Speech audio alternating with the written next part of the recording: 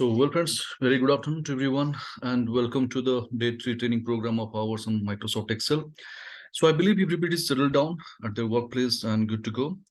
Whether my audio is reaching to everyone, can somebody gives me a heads up? Yes, sir. We can hear you, Professor. Yep. Good afternoon, sir. Good afternoon, everybody. Thank you so much. Okay. Right. So, as we planned in day 3, we'll start working with our huge data, like when you download the data from SAP or ERP system, how to deal with the same and how to interpret your story depending upon the target audience, and what are the different types of reporting you can make it over there, and how to make our life easy instead of repeating doing the same task again and again over there. So a lot of things we are going to discuss today. Okay, so basically in one line, we would like to explore all the drill down features of our pivot table, anything you can call it. Well, so before that, let's go for our sample case studies folder, and there is a file called data analysis. All right, so kindly open that data analysis file name.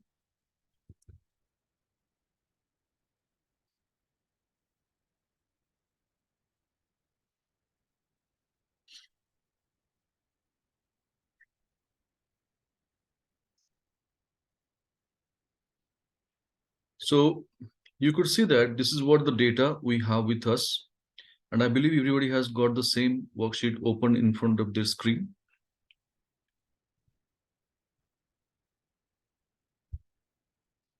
All right. So now first, let me take you through the data, what we have with us, what we need to do with that, so that we can be in the equal page, equal level of understanding, and you will be also clear with your objective, what you need to do. Suppose, say, take an example, morning 9:30, I dropped into my office. Immediately, my boss called me, Prabhas, please come to my cabin. I got something to discuss with you. Well, so I went into the cabin and he said, first thing, he said, Prabhas, I was going through the monthly MIS reports or the reports, whatever we are submitting to the management. I was just going through that, but I feel that there is a quality of information missing. And it seems as if some ready-made numbers we have downloaded from SAP or ERP system and we are presenting it. And I also noticed that during the last meeting, none of the audience were quite happy watching our presentation. So let's do something different this time. This is what my boss has come up with an idea, and what he's saying, what he's demanding. He is telling me now, please download last 3 years revenue data from our SAP system.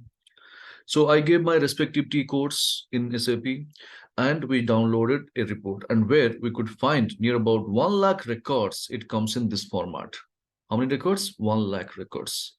And how it is, like we have got the name of customers, we have got these are the different product types, and these are the different products we produce and we sell to our customers, and these are the salesmen we have engaged to generate the revenue on behalf of the organization. Then these are the different regions we export our products. Order date is nothing but the billing date or the invoice date. Sales in terms of US dollar, we are making the billing. You can consider INR also, no issues. Year of incurrence of sale, month, quarter, and intermediary channel partners, if any, that details also available. So technically, if you look at, this is a huge data, huge chunk of data over here. All right. Now, when I showed all this data to my boss, he's not happy. Again, he's saying, Prabhas, this data is of no use for me. Keep it with you. I just want you to prepare a simple summary out of it. Like what kind of summary? Last 3 years revenue data based on the products, like whatever the products we have sold to our customers during last 3 years, how much revenue we have made. I want a crispy report on that. So basically, if you look at what we need to do, we have a huge data. We need to present the data in a summary format, tabular format, or a crispy presentation. So in this case, what we do, immediately we go for pivot table, which is really a great tool and right tool, of course, I'm not denying. But where is the mistake? I'll tell you. The mistake is we never thought for a while whether our data is ready for pivot. We know for this kind of data, pivot is the right option. But whether our data is ready for pivot, That is what the first question we should ask ourselves. So going forward, we are not going to commit that mistake. So the first thing is, whenever you happen to prepare a pivot table, you must satisfy three validation rules. Rule number one, the data must contain a header. Without header, pivot is not possible. If header is missing or the column header is missing, you must define something of your own, like column 1, column 2, and so on. If you want to retain a particular column for more than one time, say customer, I want to retain in two columns. So you should not have the same name like customer and other column also naming as a customer. You should name it as customer 1 or customer 2. So this is again the rule calls that there should not be any duplicate column header. So column header name should be unique. So first thing, data must contain a field header or column header, and column header should not be duplicate. This is our first rule.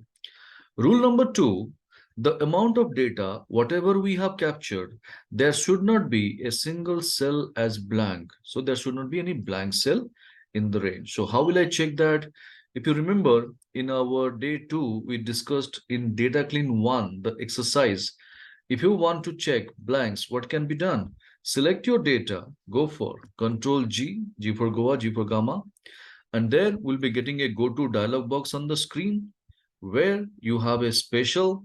You can click on the special button, and there we should go for blanks.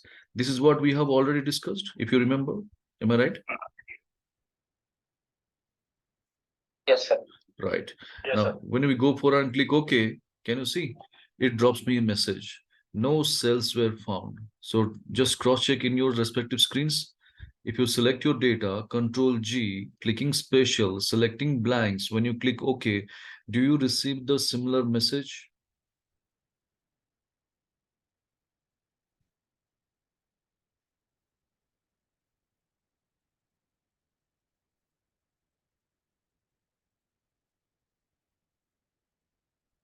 Sir, I am forgetting how you have went to that blank column.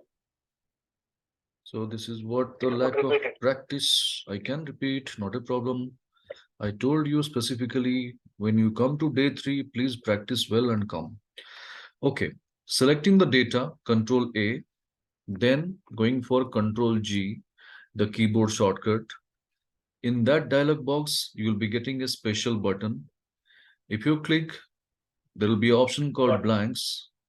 When you select blanks and click OK, you will be getting a message in the window, no cells were found.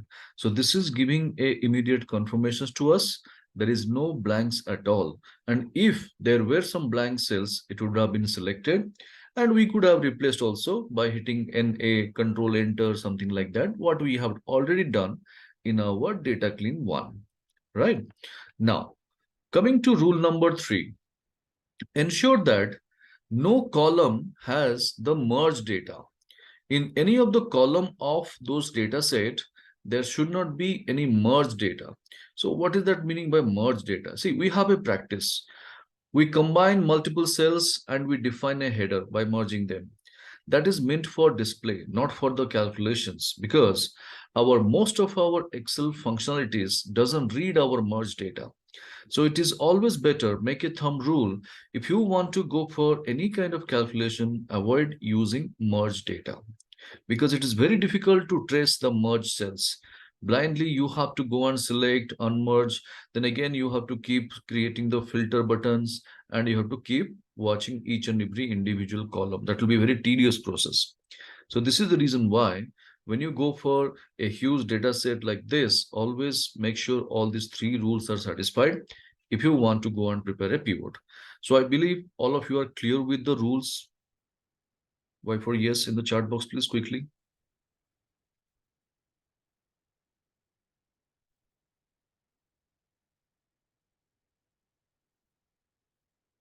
All right.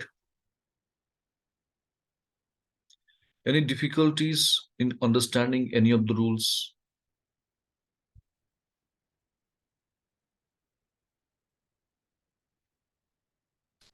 Bhaskar, you have to go for data analysis. No, I am not getting annoyed, Bhaskar. Thing is, we have a limited time. The reason why I'm telling to practice well, things will not be repeated, because something new, I don't mind telling you 2, 3 times. I'm not getting annoyed. I have got a lot of patience to teach.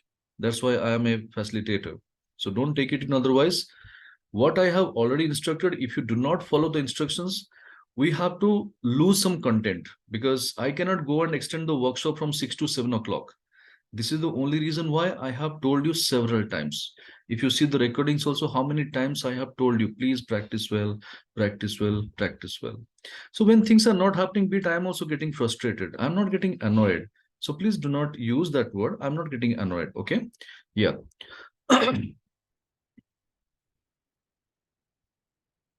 It will be definitely there, Bhaskar. If the file is not there, then that is not possible at all. Maybe while extracting, you would have deleted something. The moment you extract your files, there will be a file called data analysis.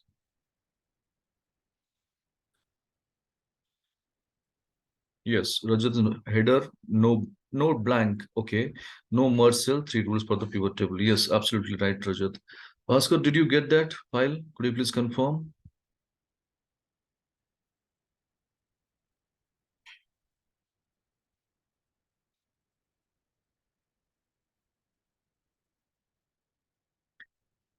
Okay, you can share your screen. I can guide you.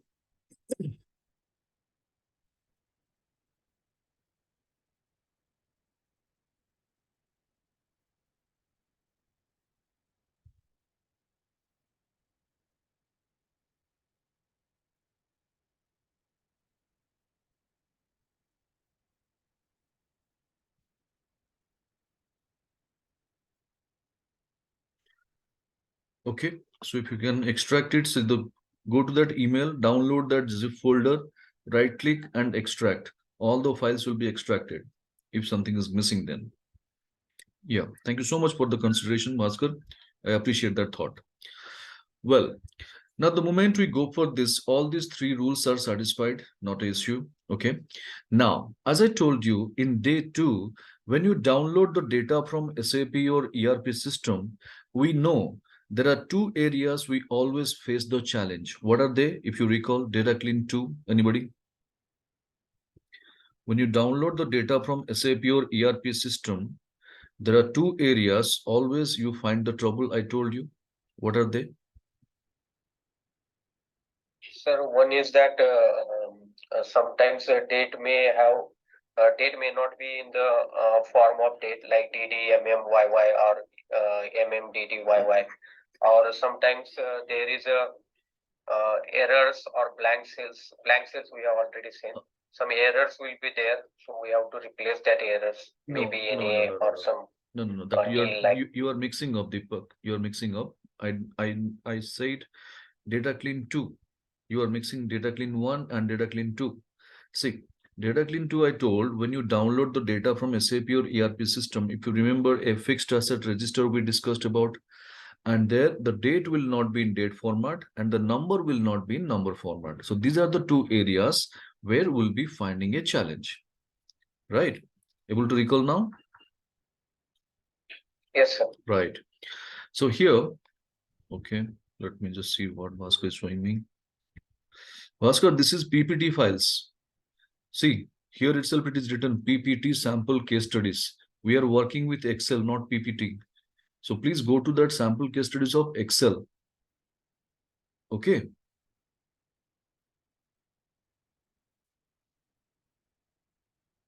Okay, sir. Okay, sir. Sorry. Yeah. Now, so let's go and check one by one, people. Go to our order date. Keep your cursor in the first date value of our date column and select the rest.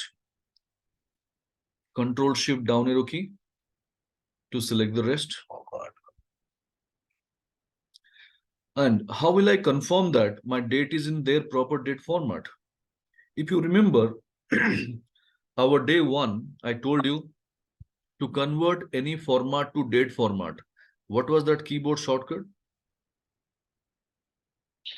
Control Shift 3. Very good. 3.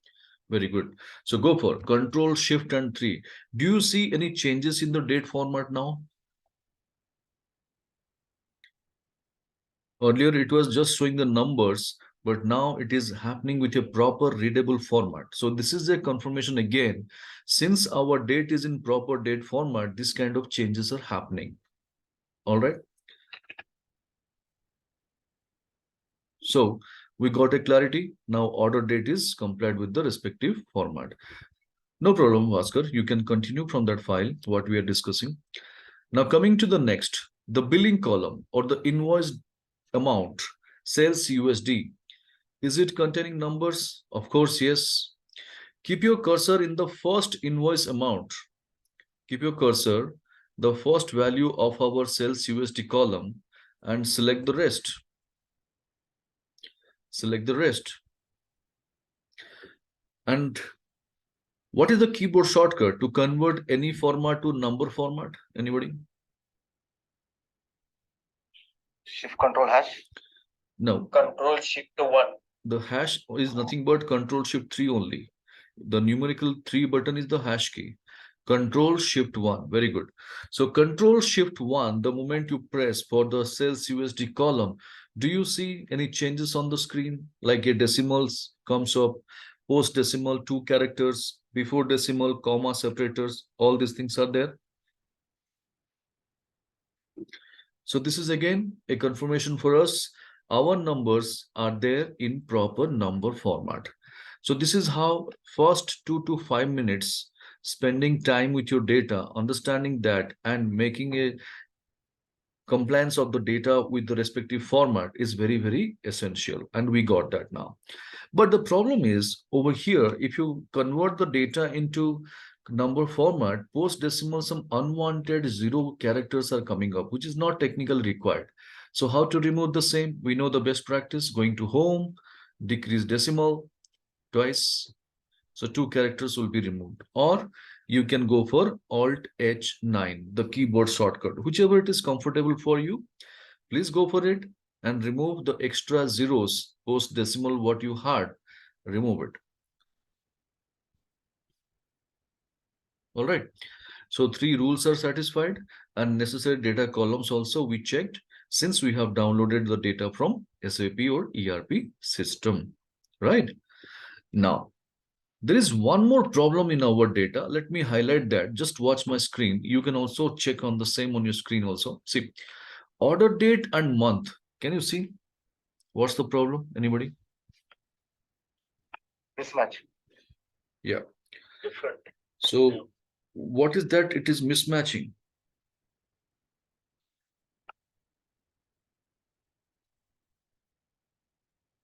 For example, first date there is a January month is there, Right. but here in month it is written December. Right. So if you just watch these 2 columns, what you anticipate? Which column is the definitely the right one? Date, yep. Obviously, Date column will be the date column would date. be definitely the ideal one. So month is not now in the accurate format or the value. So we need to rectify our month column. So now the question, how to extract a month from a date? In date 1, we have discussed any formula or function. How to extract a day from a, or how to extract a month from a date? Anybody? Month. Sir, date month. Date. No, date diff is to calculate the difference. Formula name is text. No, we have never discussed anything month. The formula name is text. So when you go for text formula, okay, what it demands me? Value. So value is nothing but my order date, comma. What is the next one? Format text. And I told you, what is the ideal date format we follow? DD, MMYY or MMDDYY, where D plays the role of day, M month, and Y for year. So we need to work with M. So go on, define 4 M's over here. Able to recall now? This is what we have already discussed. Sir, I think that this for me we have not learned on first day. We have not As learned? I Let me see. no, sir. Text format is not. Let me see. Let me No, I see. think we have not learned. Yes. Let me check. Yes, Let me check. Professor. Let me check. If it is not there, Yeah, then we my have not. mistake. Okay, we'll learn today. What is the big deal? Let me see the formulas what we have discussed there.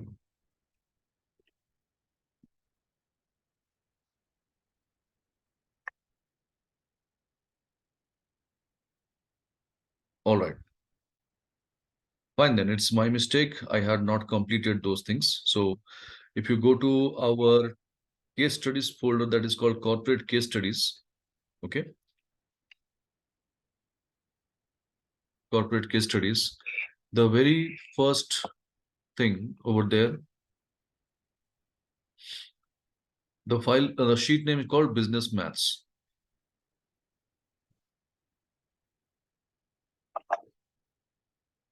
Okay. So here we have calculated the e-date and expiry date. That is clear. Yes, sir.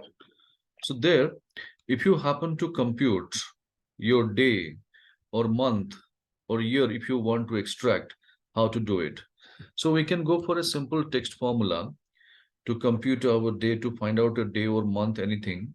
And I'll take this value called date, and there we'll go for our day. Day purpose, we can use 4Ds. Why 4Ds? To get the complete string of the day, like Sunday, Sunday, Monday, Monday. Okay.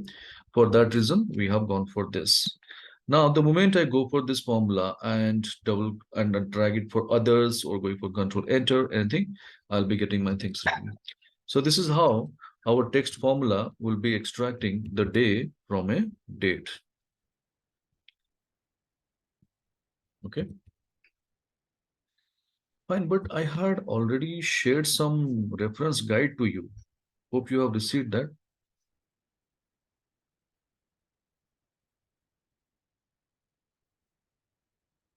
You see.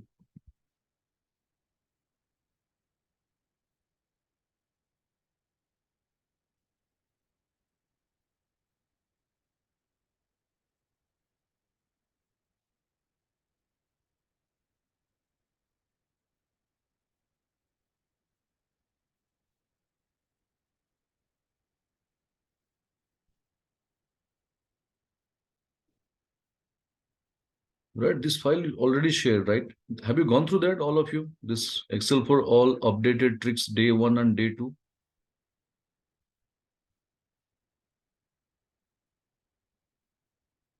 Over mail also we have shared.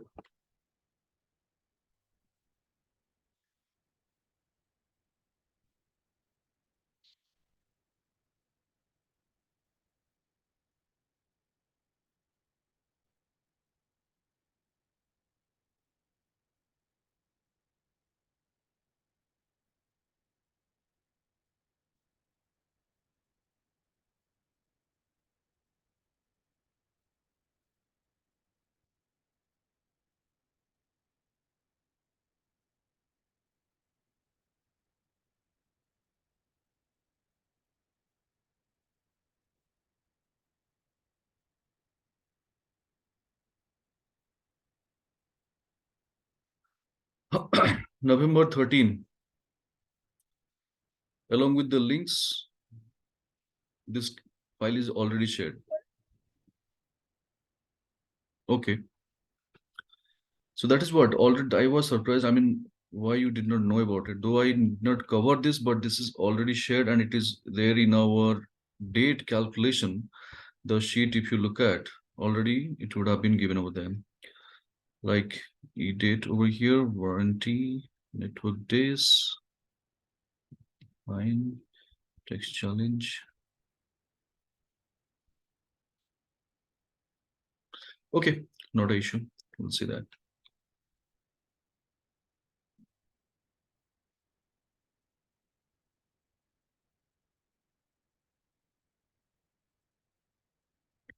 Fine. Is it clear now how this text formula works? So if you want to extract a day, we can go for simple text like this and we can extract it. Okay. Similarly, if you want to extract a month, what you can do, we can go for same text formula equal to text and taking the data within two double inverted quotes M 4 times. So to get the complete string of the month again, right? So this is called our text formula. This is what we have applied there, nothing else. Check it out. Now is it working?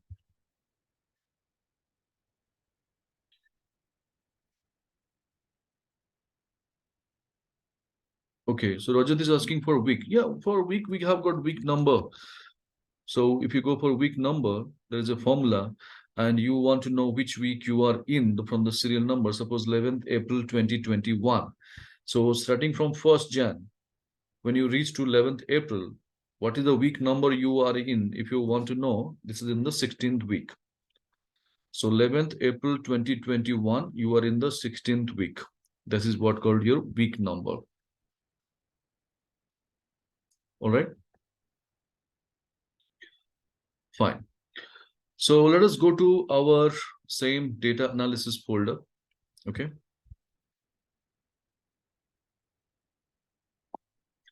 And we are going to rectify now.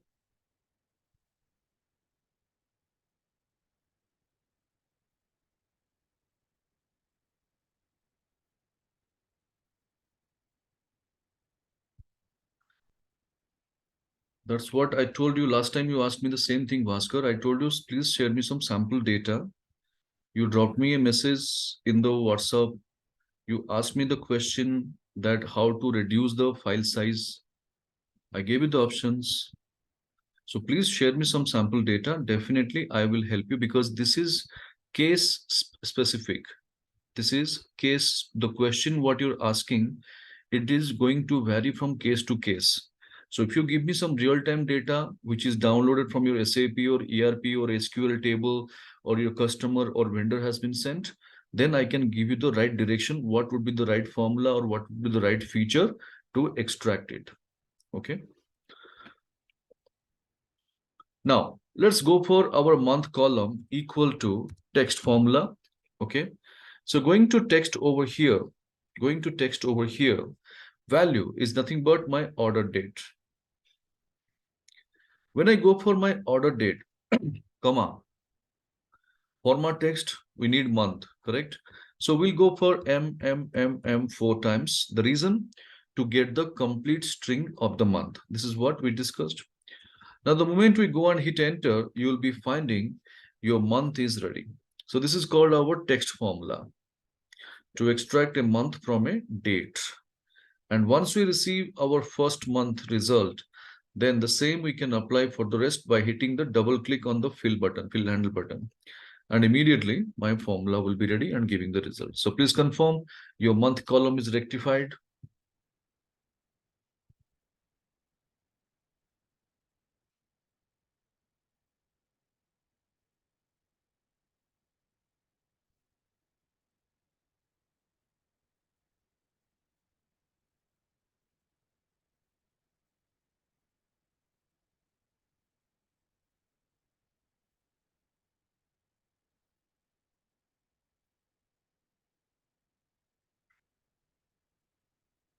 All right. Now, once we have done with this, our data is ready for next level, right? So what you can do before proceeding further with pivot, what you need to do, please stay focused. Select your data, keeping the cursor anywhere, select your data, Control A, convert the data into table. So to convert your data into table, we should go for Control T. Control T. Very good. Control T, T for Tango, T for table. And the moment you click OK, so with immediate effect, you can see the data has been converted to a proper table format. So these are the steps. Whatever we discussed is very, very essential whenever you want to work with a pivot table with our SAP loaded data or downloaded data or any data you are working with. So first 5 minutes is very, very essential so that you will not be facing any trouble later. Okay. Now, having said this, keeping your cursor anywhere in the data, go to insert. The very first option, you'll be finding your pivot table.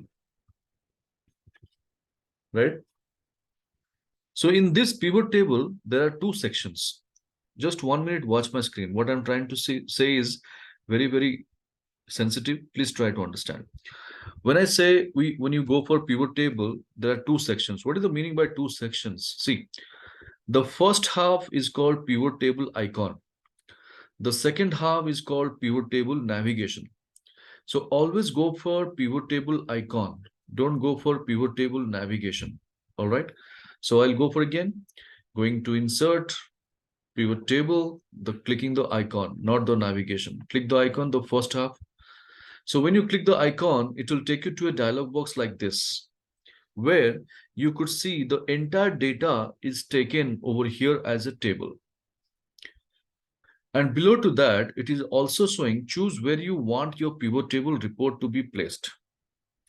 By default, it is new worksheet. It's always better to go for a new worksheet since we need to make our presentation neat and clean and presentable in front of the audience. For that reason, having said this, no changes to be done further, go and click OK. Now, when you click OK, you will be finding another worksheet is generated in front of your screen next to the source data. And over here, towards your left side, you find a sketch option is ready. This is the area where pivot table will go design. And within that, there is a box, small box, which is showing some light gray color text pivot table 1. So this is a simple message that each and every pivot table, whenever you create, this will contain a unique name like this. All right. Now, towards your right side, if you see, there is a box where it contains the entire field list details. Like whatever we had in our source datasheet columns, all these columns are listed over here. So this is called our field list box. And towards our right side, you see small boxes kind of structure. This is called field area. Now, we have only one job left. What is that? Whichever the field we need to create our report, that field alone we need to drag and drop, drag and drop, drag and drop, and drag and drop. This is the only action we need to initiate. Okay, we got a clarity what to be done. But the problem is my layout is not matching with yours. Can you see that? The layout or the pivot table field Yes, box sir. layout is not matching with yours. Now, if you compare mine and yours, which one is giving you enough space to work with?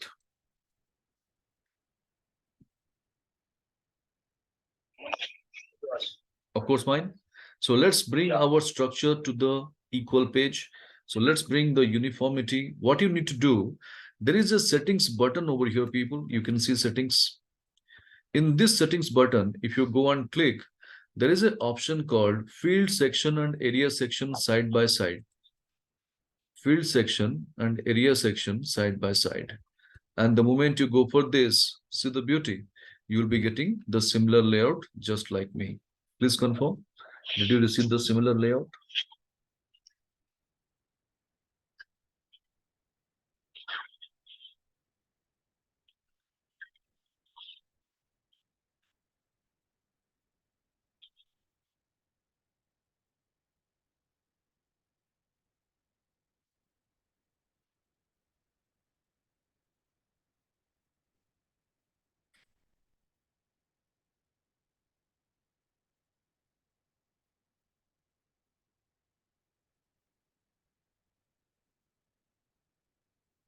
Okay, I got a confirmation from Deepak. How about others? Could you please help me out understanding the same? Okay.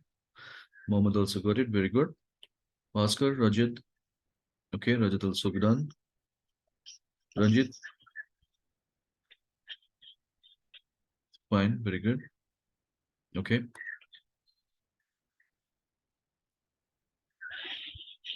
Yes, Veda, you are following? Yeah, I can understand you had a disconnectivity over there, but able to follow? Yes, that's what we do. Fine. So anything is missing, you can follow the recording the first 5 minutes. Yes, sure, Okay. sir. Yes. Yeah. Thanks. Parmant, how is it going? Able to follow?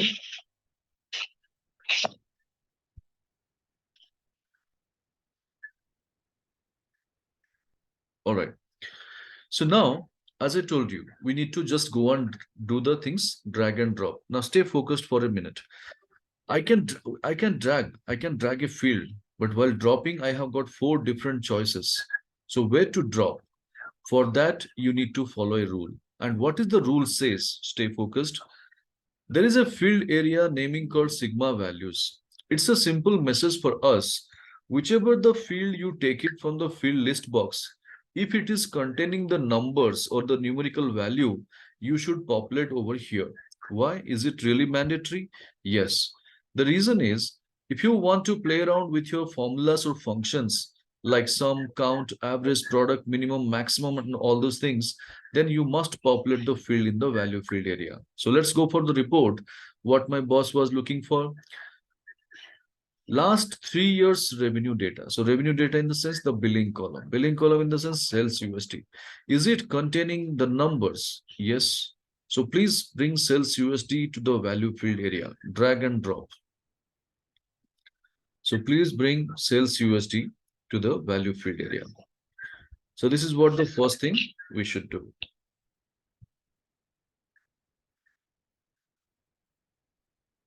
Okay. Now, last 3 years revenue data we are looking for. So is there a field called year? Yes, it is there. And this one will be taking it to the columns. Now, when you take it to the columns, you will be finding 3 years revenue data in 3 different columns.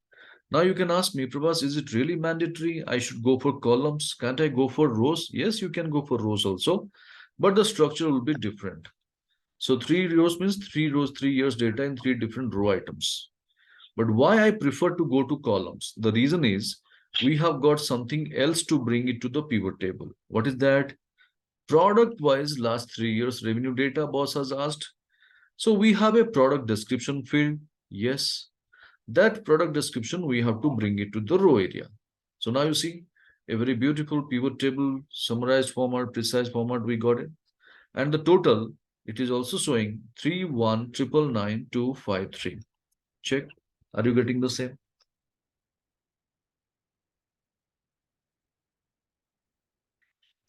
Sales USD in the values, year in the columns, product description in the rows.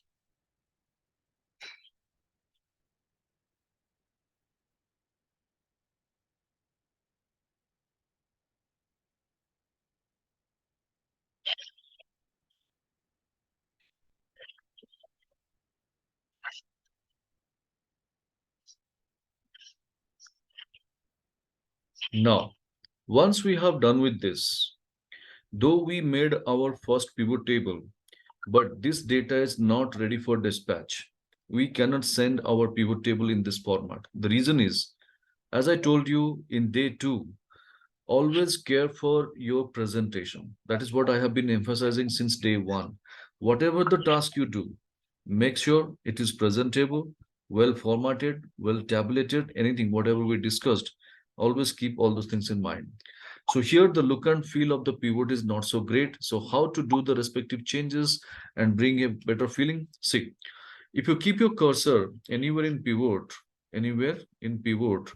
you will be finding a design button is activated over here. The design button is activated over here. Okay. So go for this design button and you could notice there are various different styles are available. All right. Now those styles, if you go for the more button, it opens up with 3 different categories like light, medium, and dark. The same thing we have explored in day 1 and day 2 as well. So day 1 we have used in our data presentation sheet, table formatting. Day 2 we have used our multi-DB filter. So those cases we have already seen, and I told you, always go for light and medium. Do not go for the dark options, because the more the dark colors, again, file size will be more. So let's go for one medium out of this. And the moment you go for the medium category, can you see now, compared to the previous version, now the pivot table is somewhat looking great, isn't it? So this is the first change we have to do. Okay. One thing, something I promise I missed first. No problem per month. So you'll be getting the recordings. So first 30 minutes, what you have missed out about the rules and the compliance of the columns, what are the necessary formattings, what are the necessary rectifications to be done, all those things you can follow it from the recording and you can practice it, not an issue. Don't worry. So from this, whatever we are discussing, please keep continuing so that we can be in the equal page. Any doubt you can ask me, no problem. So the first thing is changing our format. We are clear. Now, kindly stay focused on my screen. See, this bold, Genex Nano, Hexa, Indica, what are they? Use people? Product The- description. these are our products. But if you look at our pivot table, what is that header is being displaying? Only Similarly, 2014, 15, 16, these are our years. But what it is showing? Column label. So this is again the problem. The default pattern of pivot is not going to help me because I am dealing with the data. I know these are my products, but when I'm going to present it to the audience, how audience is going to know that these are my products unless and until they're into the same industry or they're the partner of my organization? Definitely, it's not possible. So this is the reason why we need to bring the exact field name, whatever we have in our source data sheet to the pivot area.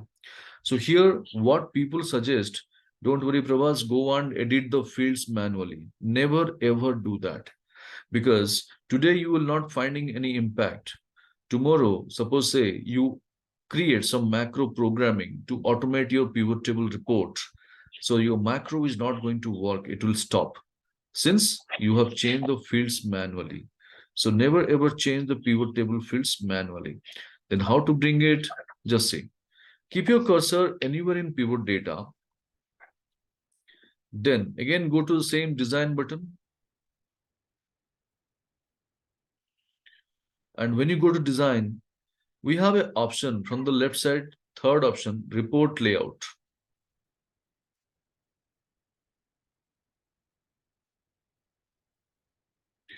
And when you go for report layout, there is an option show in tabular form, right? Go and click on that button and immediately, can you see the exact field name is going to be populated in your pivot table without any struggle?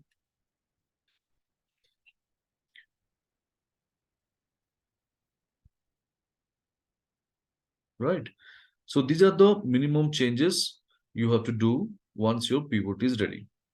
Now, what we need to do is, as I told you in day one and day two as well, whenever you present your data to the audience, when you present as it is, nobody likes it.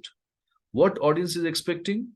That you should present your data in such a way, it should tell a beautiful story to the people. So now how to make our data to speak the story? Let's see. Keep your cursor in the grand total column, any cell. Keep your cursor in any cell of the grand total column and right click upon the same, and you have an option naming called sort. And when you go for sort, you'll be having an option called sort largest to smallest. And when you click that with immediate effect, can you see a beautiful story turned up? What is that? Anybody, whoever is watching my data, he can make out from Indica, we have got the maximum revenue, and from Jest, we have got the least revenue. So do you see the same message you are getting as an audience if you look at the data?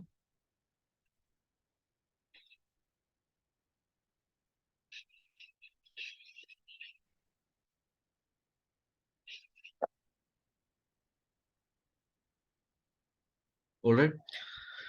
So this is how people we have understood how to create our first pivot table from a basic unclean, unstructured data, doing the necessary data cleansing and doing the necessary checks with our data, having satisfied with all the three rules of our pivot, creating a pivot, doing the necessary formattings, and finally presenting the data in a beautiful storytelling format. So this is what our pivot table number one. So kindly rename the sheet as pivot one.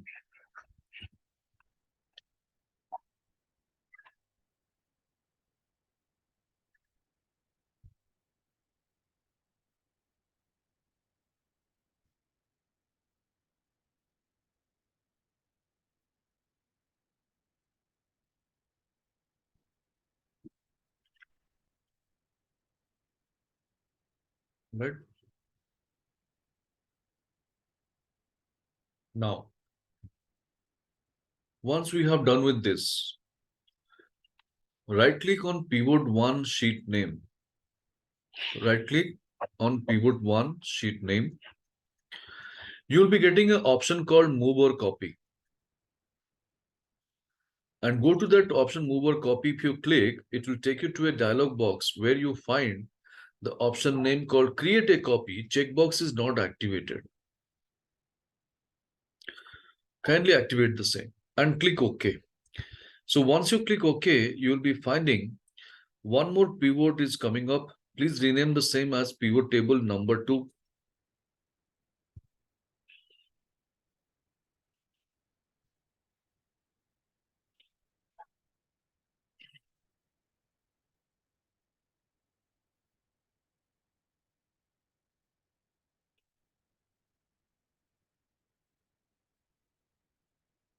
So let us go and discuss what else. Okay. Yes, Rajat, right click on pivot one sheet name where pivot one you have written. Just yes, anybody's mic is on. Could you please keep the mic on mute? If you have any questions, unmute and ask. Don't worry. See, Rajat, you have to go for right click on pivot one sheet name. You'll be getting option move or copy. And then you have to go for the dialog box, create a copy checkbox needs to be activated. And then click OK. You'll be getting one more pivot.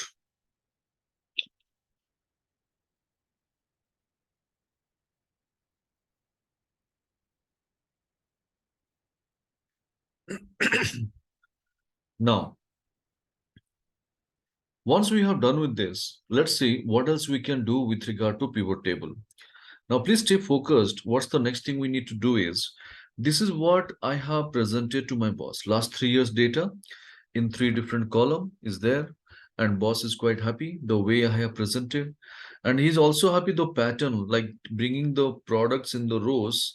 This is giving a complete picture for him to analyze the data in a easiest fashion. So he's quite happy. And we know one thing, when boss is happy, what happens? The expectation level goes high and the workload increases. So same thing happened with me. Looking at my data, my boss is saying, Prabhas, you have given me only last 3 years revenue data. That's fine. I just want to do more deep dive analysis or macro level of analysis upon the same. So what is the meaning by deep dive analysis or macro level of analysis? See, year-wise data we have presented. Now, if I go in depth to analyze month-wise data, so I have to go and present the month-wise records.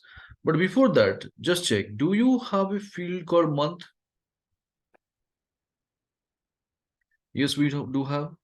That one will take it to the row area.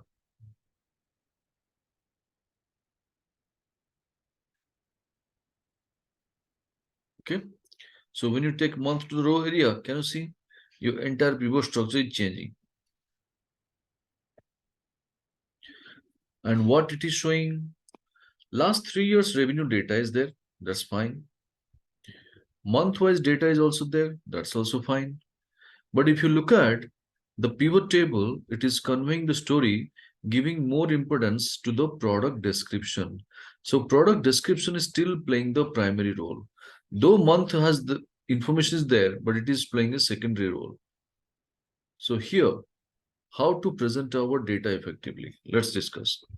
So if you want to emphasize the column, each and every column, it will be having a different role. We know that. So now what I'm going to do is just see. In this row area, what is the first field we had? Product description. That I am going to bring it below to the month. Just interchanging the fields. Okay. And see the big report now. Each and every pivot, whenever you are presenting people, as I told you, it will be containing a unique story or unique table. So what is this pivot table talking about? Last 3 years revenue data with regard to the month. Is it properly defined? So compared to the previous structure of your data to the current one, if you see what is the difference, can you make out?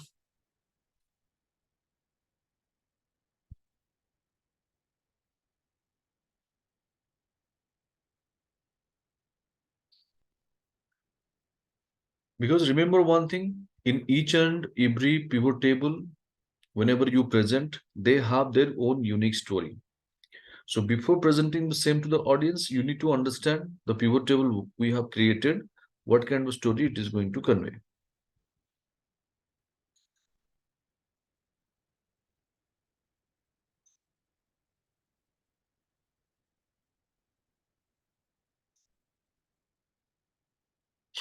Now, when I have presented this, now my boss is giving a focus to the data area.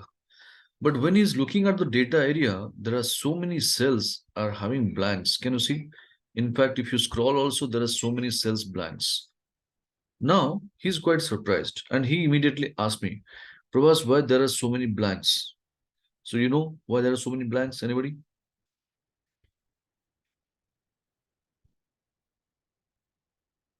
There No was sale no of sale that in that product Absolutely. there.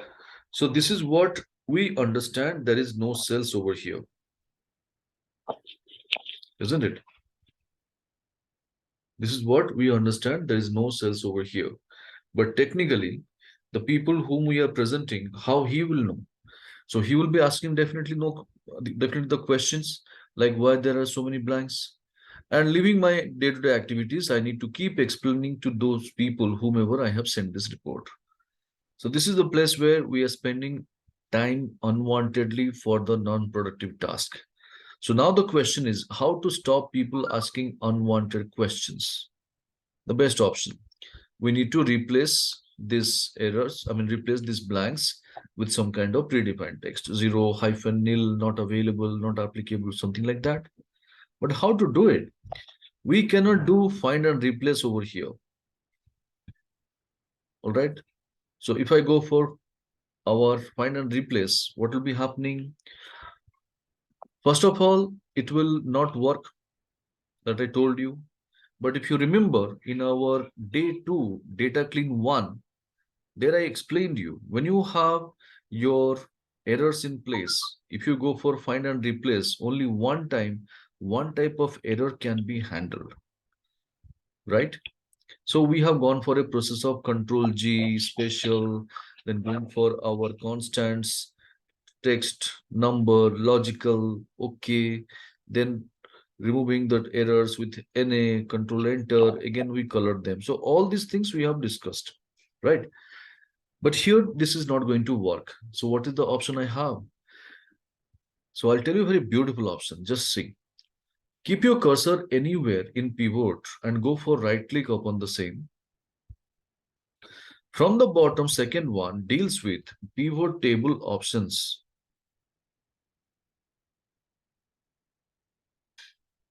And then when you click it, it will take you to a dialog box where you'll be finding format empty cell show. One box is there. Format empty cell show. One box is there. So click on that box and whatever you want to replace with, you can define zero, hyphen, nil, anything. But I would suggest go for zero since we are dealing with numbers. And once you define zero and click OK, see the beauty? Do you see with immediate effect, all of your blank areas, whatever we had, is it replaced with the text?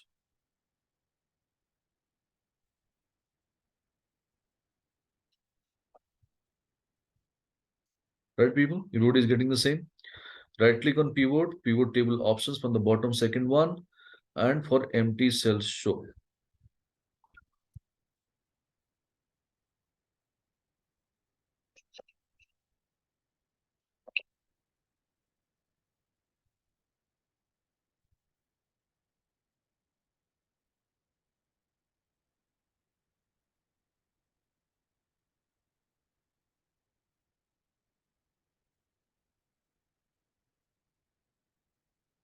Okay.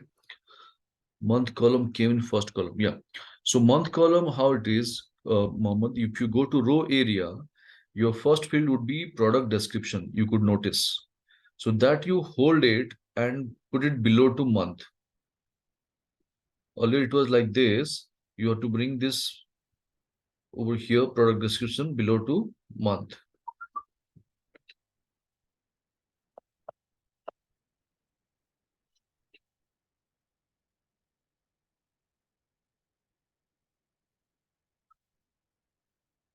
All right. So I believe everybody's clear so far what we did. Now what's next?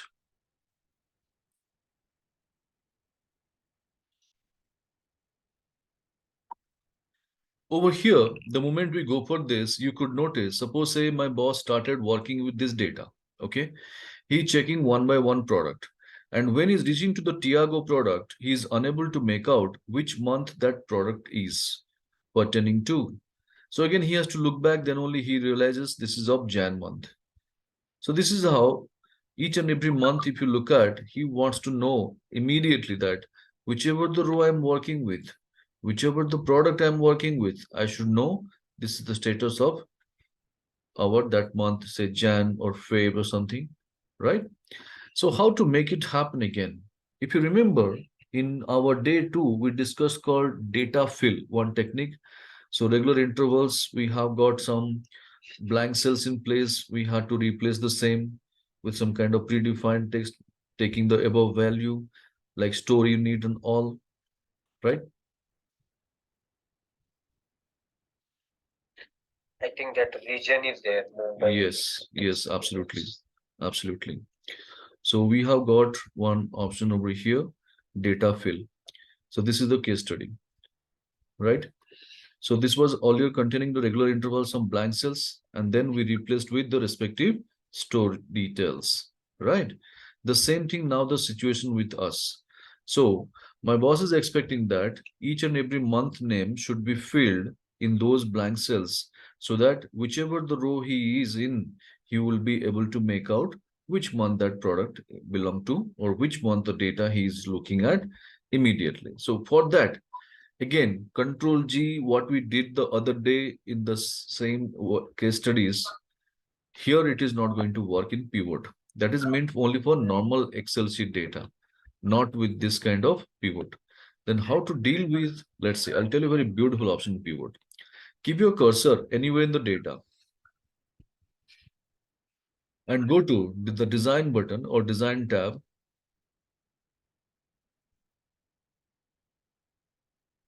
And then we have an option from our left, the report layout, the third option.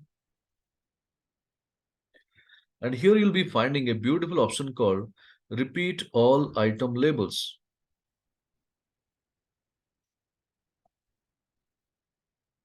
Friends, anybody is facing any problem in my screen? You are not getting the real-time screen with my audio. Is it lagging something?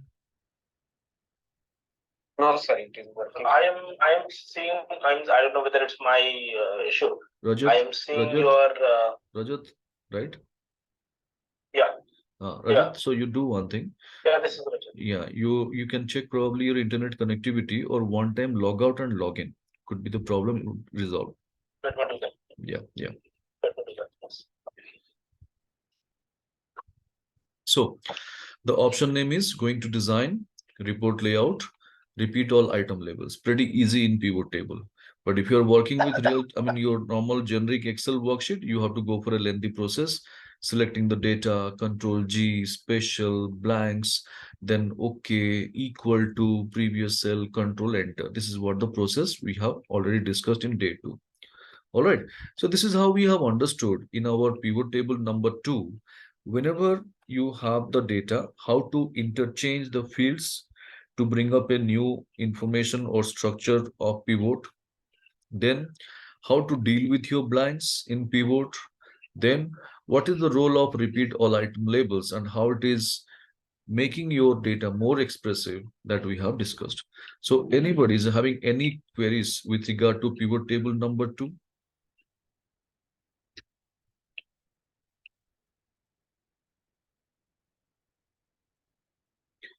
So pivot 2 is clear. Can I take that? Yes, sir. Right. Now, right click on pivot to sheet name. Move or copy.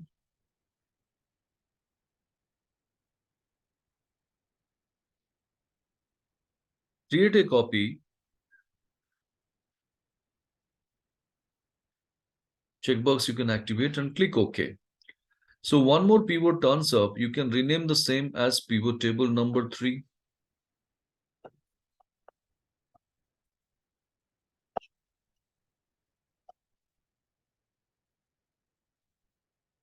Okay. Now let us discuss what else we can do with regard to pivot table. Now just for 1 minute, please stay focused on my screen. Try to understand what is the demand from the other side it is coming up. The moment I presented the data in this format, like taking 3 years data in 3 different columns and defining all the month records in the one more column, my boss is quite happy. He is telling me, Prabhas, this layout is really nice. I liked it. Always maintain this. But I am done with product description wise report to see. I am done with that. Now, what I'm looking at is I want to do customer wise analysis of this data. So pattern should remain the same, only in place of product description, customer details should reflect. This is what boss is expecting. So first thing first, check, keeping the cursor in pivot. Do you have a field called customer? Check out, please. Is it there? Customer? Yes, we do have. So before proceeding further with customer, let us remove the unwanted data like product description. If you see, there is a checkbox over here in the left side of product description column. So just deactivate that checkbox of product description and then bring over here customer in the row area. And immediately you see again the pivot structure changes. Now same layout as we are expecting, month-wise data along with customers details also available. So this is how we have got our customer-wise data ready. So please confirm you got the same structure what I showed on the screen.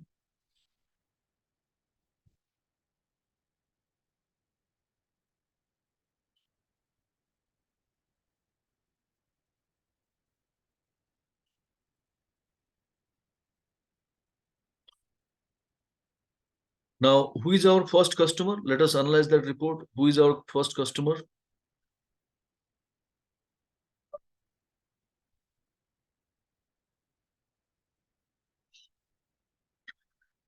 Is it Al Hamid Automobiles? Yes, sir. Allow me that mobile. Right. Okay, Rajat. So what you are lagging with, where you are? So this option only. No, This no. the customer wise. Yeah. Okay. So just do one thing. Product description field you deactivate. Okay. Bring customer to the row area. Customer to the row area. That's Yeah, it. that's it. Got it. Got You- it. Yes. Thanks. right. Thanks. Yeah. Now let us analyze the report. No need to do anything. Just 1 minute focus on my screen. Then you will start working. See, Al Hamid Automobiles is my first customer. My boss is looking at the data. 2014, Al Hamid Automobiles, January, no business. When he goes down, Feb, some business is there, good sign. Again, in the month of March, no name at all. Again, in the month of April, though name is there, no sign of business. So like that, a particular customer data, if my boss wants to analyze for the whole year, he has to scroll down 12 times. Do you agree with me? What's it? Yes. So this is what my boss is not comfortable doing the same. Nobody will be also comfortable reading the data in that pattern. So what he is telling me now, Prabhas, data is there, but it is not giving a comfort zone to work with. I need to scroll a lot. I need to navigate a lot. It really giving not such a great result over here, or I'm not comfortable the way the data is being presented. So why don't you do one thing? Why don't you present your report in such a way when I open the file, the entire detail should be there in front of me. I no need to navigate. I no need to scroll. I can see the entire thing in one picture, one interface. This is what something my boss is expecting. So how to present this information in such a crispy format? Let's go and discuss. So first of all, if you look at in our row area, we have a month field, right? So this month field, you take it to the column area. So when you take this to the column area, what happens? Can you see the transformation of your data? The entire customer details you could see in one column. But the problem is how many columns you are landed up with. Can you imagine? If you keep your cursor in the grand total row, if you select how many columns it is displaying. Total 41 columns. Now suppose say my boss had never seen this and he asked me over phone, Prabhas, while coming to my cabin, please get me a printout. So how will I take a printout of 41 columns? Even though I try hard or struggle, I bring it to fit to one page. What will be happening? It will not be in a readable state also. So that will be a waste of stationery. Now the question is how to present this effectively. So hope what is the ask? It's clear now to you. What is the problem with our data that we have understood? What is the problem with our pattern? Why people are not happy? That is also clear. Now, what should be the improvement we have to make it over here? We are going to discuss. Just see. In column B, there is a 2014 one cell is there. Column B, 2014 is there, right? So we have to go for right click upon that cell. And there will be a beautiful option you can check, expand and collapse. And when you go for the navigation of the same, you'll be finding an option called collapse entire field. And when you go for collapse entire field with immediate effect, you'll be finding all these 3 years data is going to be clinched into 3 different columns and creating some kind of plus symbols over here. So these plus symbols are nothing but called as a radio buttons. Now, any point of time, suppose my boss wants to know, Ravas, what is the status of 2016? Can you show me? I can go and click on this 2016 plus symbol that is called our radio button. Only 2016 data alone will be expanded. So what is happening? Unwanted data we are not showing to the people. Unwanted questions are not inviting. And precisely, we are making the presentation neat and clean. And once your presentation is over, to restore the same, again, I can click that plus symbol, which is showing minus, and my data will be restored. So this is how we have understood how to work around with our expand and collapse button. So check it out, please. Is it working?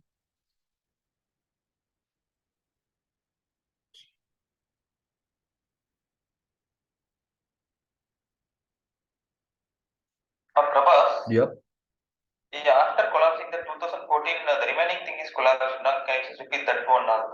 For every year I have to collapse, then No. Just keep your cursor in B4, that is column B 2014 cell. Right click Okay. upon that, expand and collapse, and you have to go for collapse entire field. Don't go for Okay. only collapse, go for collapse entire field. Okay. Getting it. Yeah.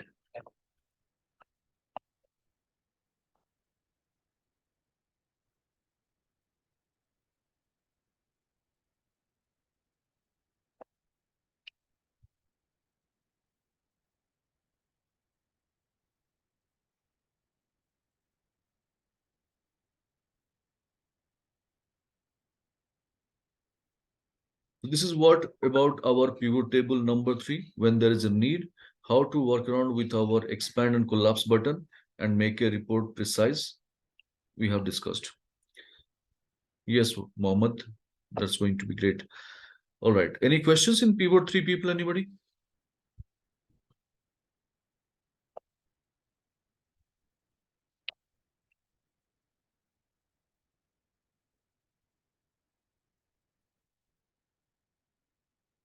All right.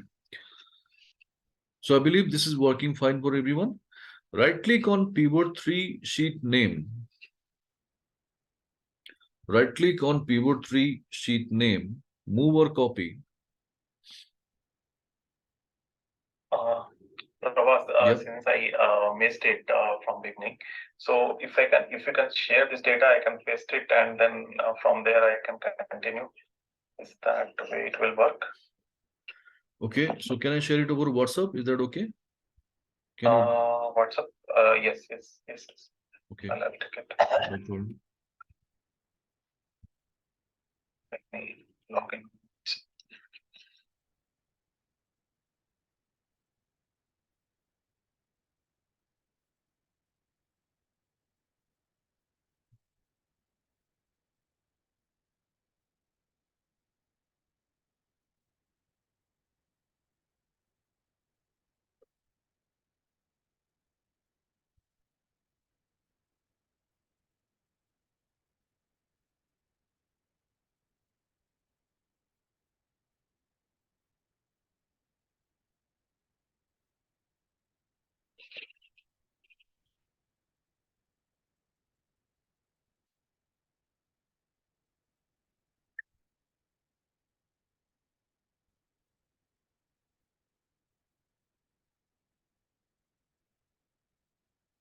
I've sent over WhatsApp. Okay, you can check that. No problem. Yeah.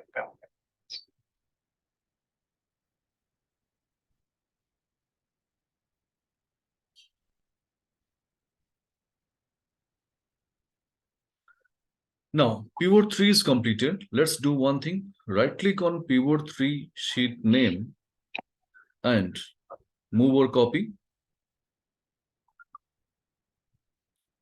Create a copy checkbox you can activate and click OK. So one more pivot turns up. You can rename the same as pivot table number 4.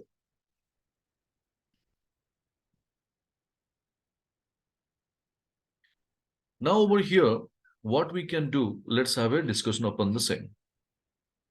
Okay. What we did in the previous pivot table, like expand and collapse button, anybody can do that. It's a simple feature, right click, it is available. Don't you think so? Anybody can do that? Yes or no?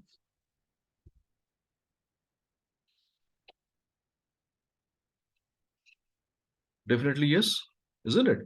So now the time comes, as I have been always telling you, always give emphasis on your presentation in such a way it will be different from others by adding some value, by giving more information, or doing something different to give some unique flavor or some innovative ideas you can apply so that people will find something different in your presentation.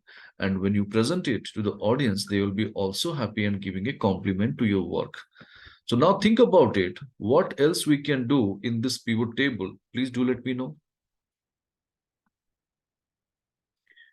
You are ready now because you are in day 3. I am not asking something different. What I have told you, what you have learned from there only, you have to explore and you have to share your ideas.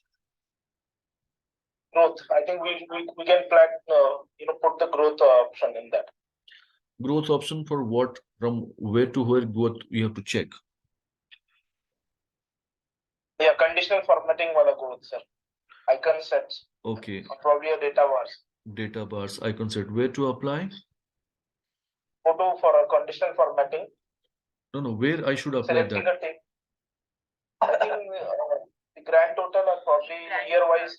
Okay, grand total. We'll go one by one. As you're saying, grand total. I am going to grand total, home, conditional formatting, icon sets, and directional key. If I go for this, what is going to happen? So you'll have to convert it into the number properly. No, if I go for number, but what is the story it is going to give me?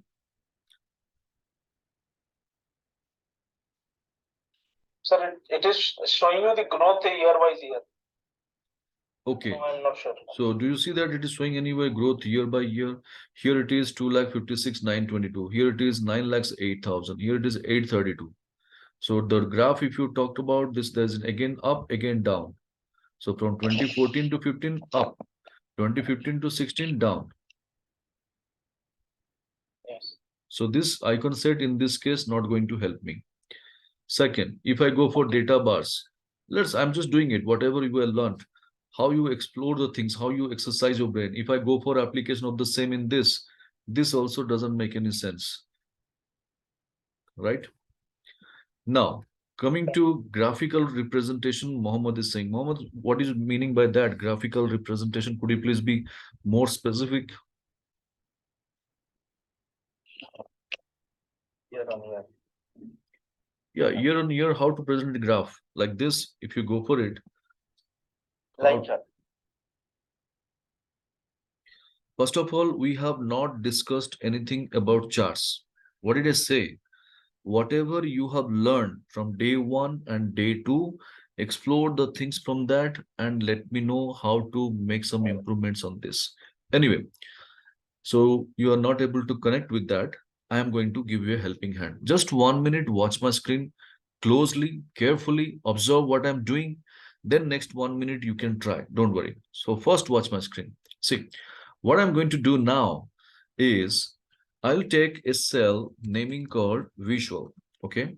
Now to give a feel that this column is going to be the property of pivot table, I'll be giving the same formatting flavor over here in the visual. And then what I'll do, I will go for my first customer, who is that Al Hamid Automobiles, last 3 years data I have selected, not the grand total, only last 3 years data. Then I'll go to our insert. If you remember, we have discussed about some spark lines. Did you remember in our data visualization sheet, day 2, the last topic we discussed about various data presentation visualized formats?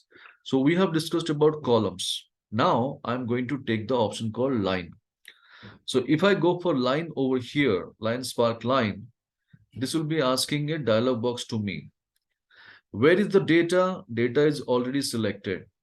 Where is the location? The visual column, first cell. When I go and click OK, you could notice in my menu structures, if you look at, there will be an option on called spark lines. What is that?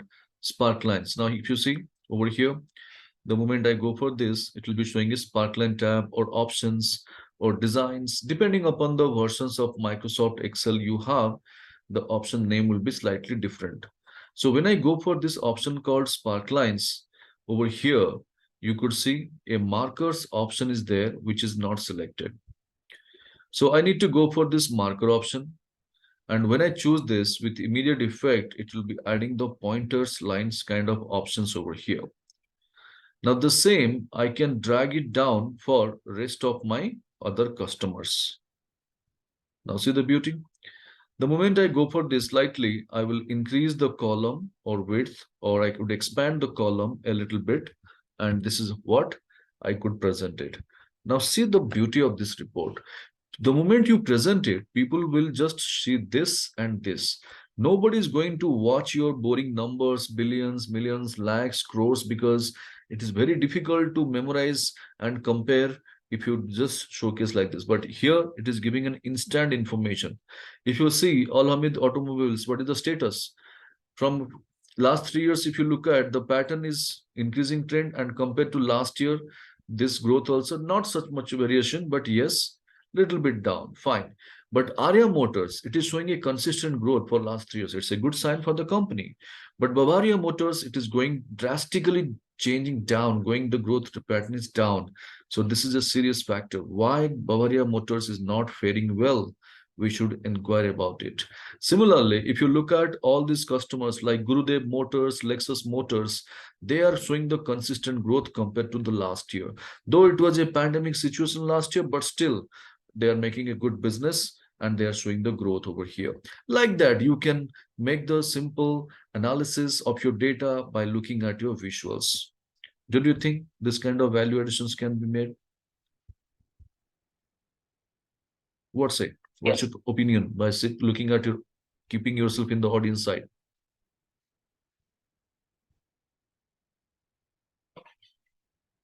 Yes, we can do that, sir. Right, please do it. So first thing first, create a column naming called visual, follow my audio and start working with it.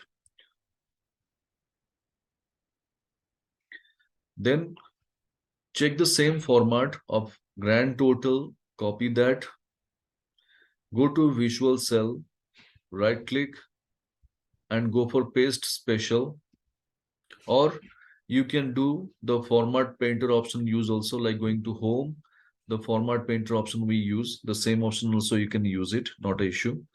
So similar formatting should be there. That is my objective. So that people will feel that this is the property of pivot table. Then select your first customer's last 3 years data, 2014, 15, 16. Select them.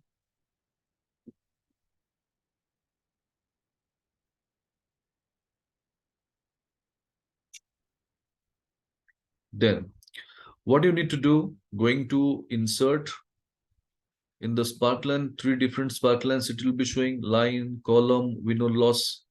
Go for the line option. Then a dialog box is going to come and this will be demanding where is the data range. That is already selected. Then it will be asking location range. Select the visual column first cell and click OK. Then you will be finding a sparkline tab or options tab will be designed in the extreme right of your ribbon menu, depending upon the versions of your Microsoft Excel. And in this tab, you'll be finding one option called markers. Markers like high point, low point, negative points, marker points, it will be there. You got to select that. And now you need to drag it down for rest of your customers. And you got your visuals ready. And the beauty is, this is not going to occupy many more space of your file, hardly some KBs, and making your data more expressive. And if necessary, you want to take this data to PowerPoint to create a meaningful presentation also, without any hassle, you can do that. So that's how always try to think out of box and make your data more informative by giving this kind of visuals or some other information wherever it is possible. So that's the story of our pivot table number 4. Any doubt, any queries? Mark lines, where is that option? Mark lines. Markers, marker. If you keep the cursor in the visual column, what is the last ribbon tab you are seeing? Within that, markers. Yeah.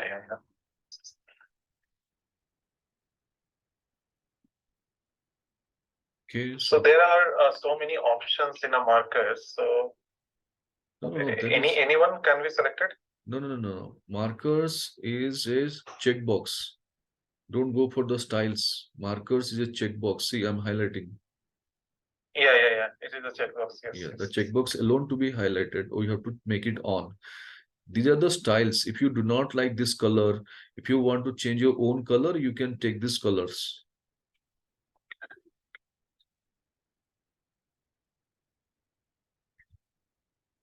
All right, so debug has been done. Okay, that's fine. Masker also, right? Okay. All right, so Bhaskar, this is missing the column name. You should type something over here because what is this about? Just making only this kind of graphs doesn't make any sense. So you give a name to the fields whenever you prepare. All right, not a problem. So here we have understood that what is that we did in pivot 4 and we are pretty clear with that. All right. Yes, Rajat, working fine for you. Veda, what's your status? Yes. Okay. Mohammed, are you following?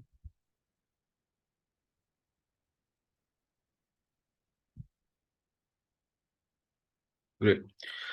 Now let us do one thing. Right click on pivot 4 sheet name, move or copy,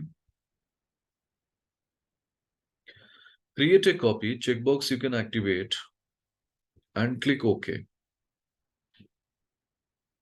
Okay. So one more pivot turns up, you can rename the same as pivot table number 5.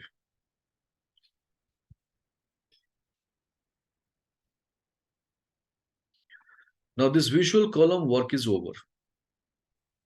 Kindly select the whole column and go for control minus. So control minus is basically to delete whatever it is selected, though the whole column or whole row, it will be deleted. Control minus. Okay.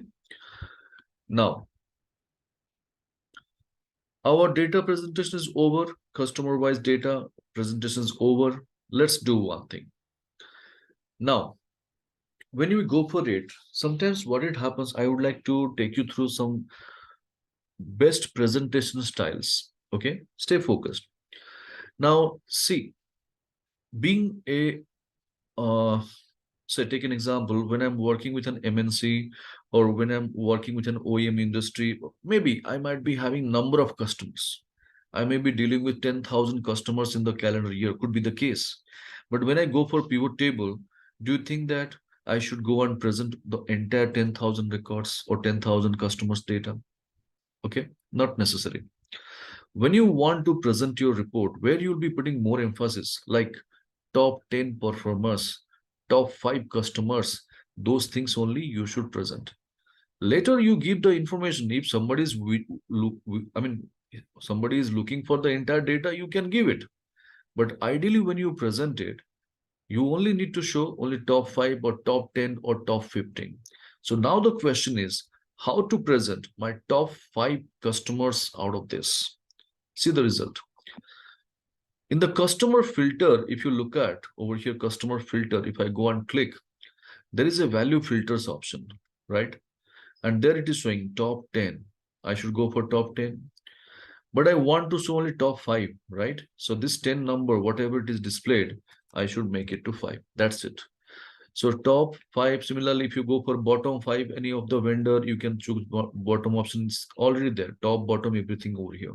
So our objective is to top 5 items. Where? By the sales USD column. Okay.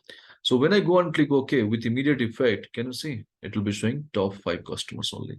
So though we have got our, no, don't sort your data, Mohammed. We have to filter. Sorting again, it will arrange the data. Don't sort. Just go for filtering because you do not need to send, share your unwanted data. That's what we have been always been focusing. What people are looking at, show only those data. What they are not interested, don't show them, because the more the data you show, the more the questions you are going to invite. So this is how you can control over your filter buttons. Hope you got a clarity what I'm saying. Any questions while doing this operation of filter?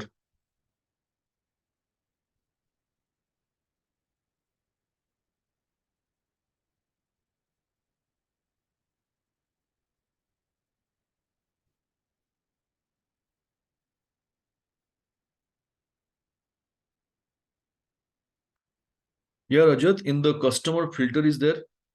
Customer filter I'm highlighting, you can check it out. See, in this customer filter, you have to click. There's an option called value filter. In this value filter, in the bottom, it is showing top 10. So if you go to top 10, here you can change from 10 to 5 or 10 to 2 or top 5 instead of that bottom 5. You can do all these changes from this. All right. No problem. So this is how you have to play around during the practice. You have to put your entire efforts or concentration with the data because you are the right person. You know your data better. You know your target audience also very well, what they are looking for, how to present it effectively. You have to think about it. Options remains the same, techniques remains the same, but only thing is what you are presenting that makes you different. All right. So now in this data, let's do one thing. So going to our customer filter, I will just make it clear. I will restore my data. Now, unwanted data, first let us remove. What is that? Once you clear your customer filter, go to customer to deactivate. Then month to deactivate. then product descriptions to the rows. So whatever the first pivot table we had, we have brought our pivot structure to that, nothing else.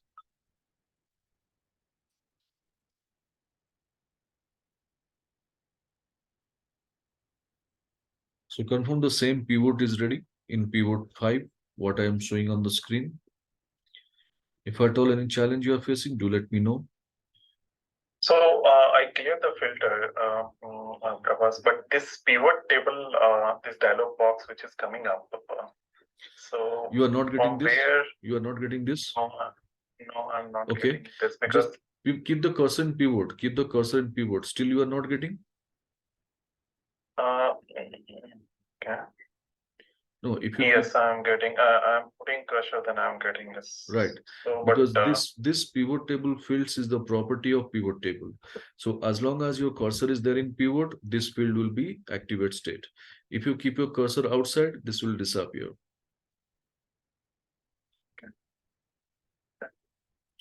Now, what are the fields needs to be deactivated? First, customer needs to be deactivated. Second, month to be deactivated. Then you have to bring product descriptions to the rows.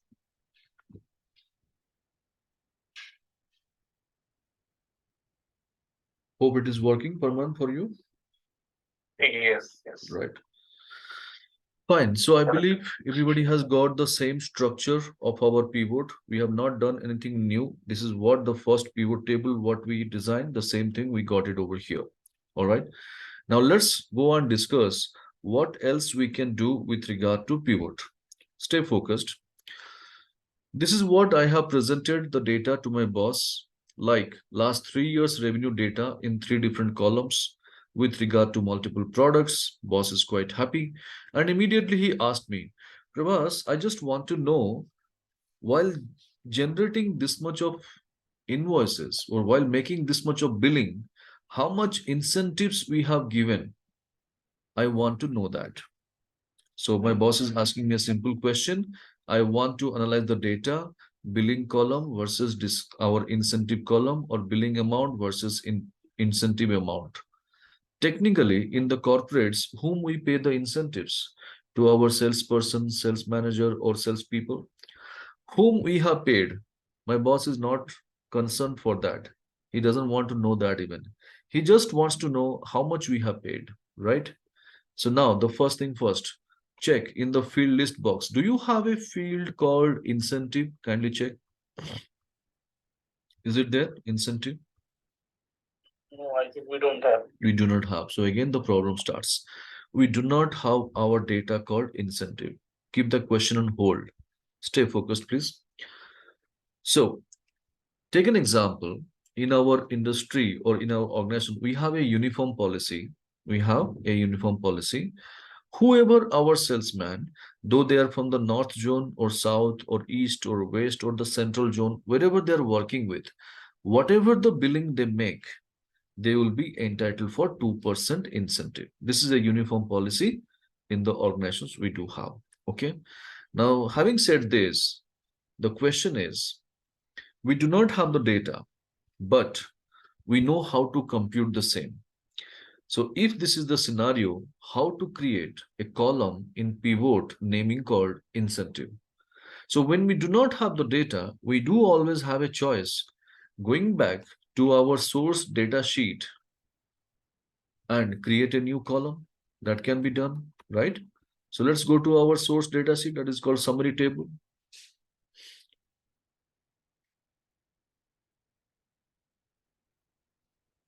Summary table. And in this summary table, what is the last field we have? Can somebody identify that?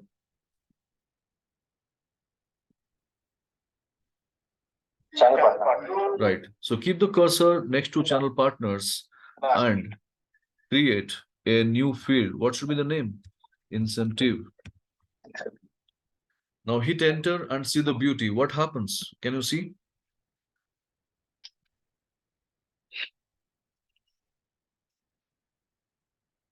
Incentives. Yeah. We have just defined incentive, but can you see what is the thing it is happening? Formatting as Right. Same formatting we have Because got it is applied. Right. Absolutely. Very good. It recall that. Now, coming to the formula, equal to 2% on the billing column. So billing column equal to sales USD. I'll go for equal to sales USD. So when I go for sales USD column, it will take the formula immediately like this because that is the default formatting pattern we have discussed already in our day one. Now, only thing is we need to multiply by 2%, isn't it? And when you go for application of 2% and hit enter, what is happening? Can you see that?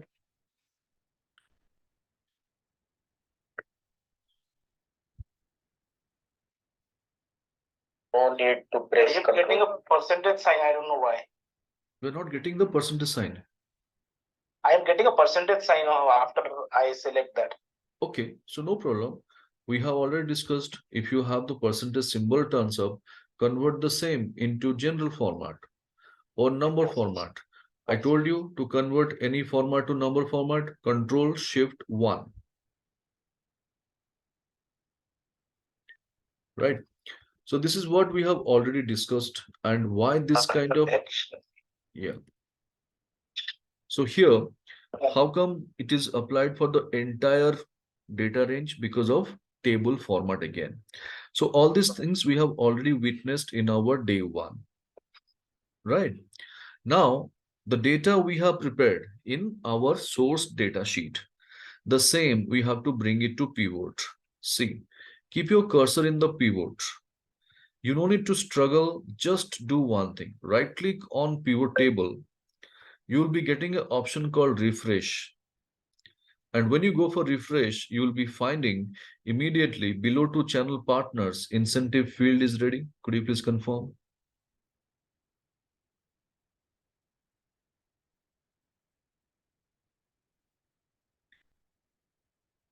Right, people? Below to channel partners, we are getting incentive field in the pivot table field list box. And incentive, what type of data it is holding? Is it a number? When you calculate the numbers, is it a number? Obviously. And we discussed already. Sorry, after introducing that incentives in summary table, I was unable to get that in pivot file under the pivot table fields after channel partners. Yeah, you have to right click on pivot table, refresh. Okay, refresh. Okay. Yes. Done. Then, Okay, getting. yeah. Now, incentive, since it is containing the numbers, as we discussed, what should be the right field area? Is the value. So we should bring it to the value. Some value. Yes. So when you bring it to the value area, automatically it will be creating a column naming called total incentive. Along with that, the year wise, how much incentive we have paid, that also it is coming up over here. So this is what the beauty, if you look at, you can notice we have got another column ready without any challenges. So whenever you believe you do not have data, we do always have a choice, going back to the source data, creating a new column and bringing the same to pivot with a simple right click refresh. But how this is going to happen? If you have only converted the data into table. Else, what you need to do? You have to go to your pivot table. Yes. So, Yes. actually, incentive is coming. I'm not getting the decimal post, putting that into 2%. What you are getting? So it's getting a complete whole number. No problem. So, No problem. So if it is coming a whole number, select that whole column and go for Control Shift 1.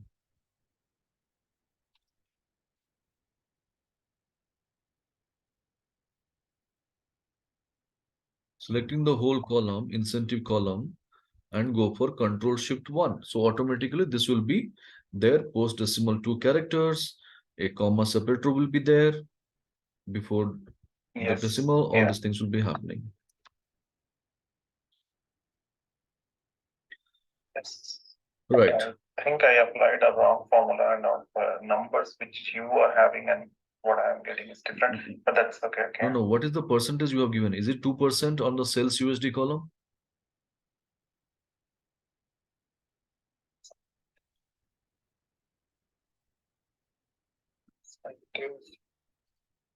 Process.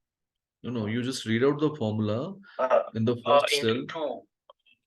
Into two. Yeah, 2% of which column? Is it of sales USD? Sales USD, yes. Then it will be definitely there's this So value. sales equal to and then sales USD into 2. Right. Is that percent sign also? No, right?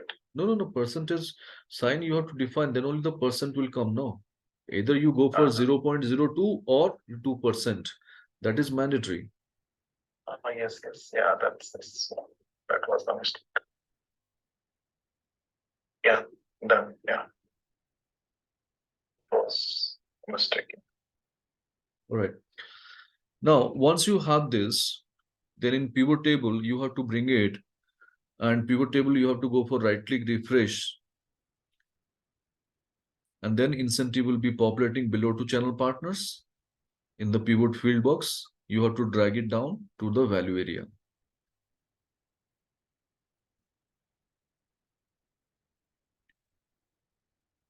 Right, Paman? Are you getting the same? Yes. Good. Fine. So we have done with our pivot table number 5. So I believe everybody is clear. Any questions?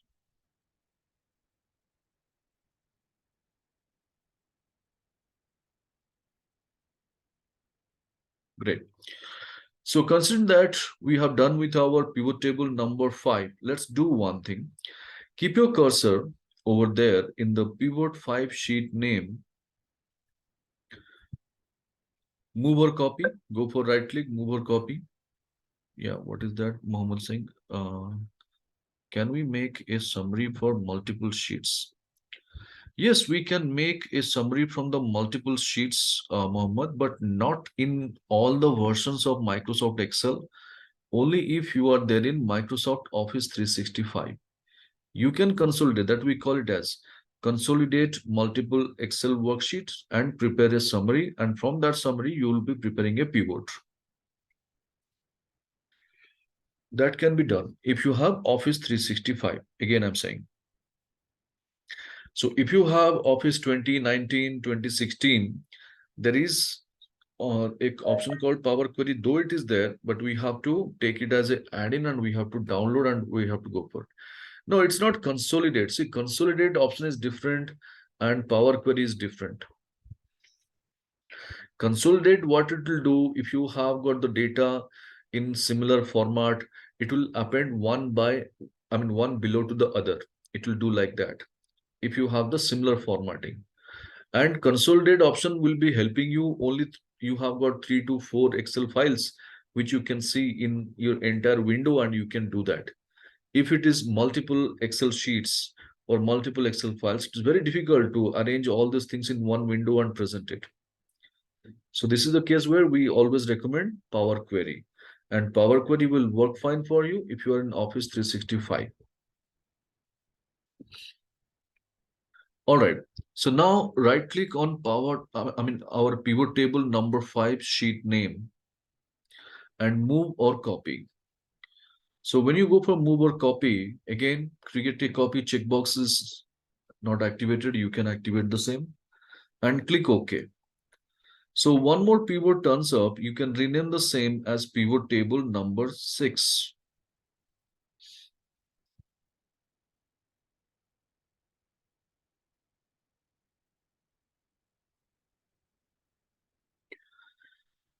So our incentive work is over. You can deactivate the field. And you have brought your structure of our pivot table to the first pivot table, whatever we had. No problem. Now let's see what else we can do with regard to pivot. So once you have deactivated incentive, we have got only 5 columns pivot now.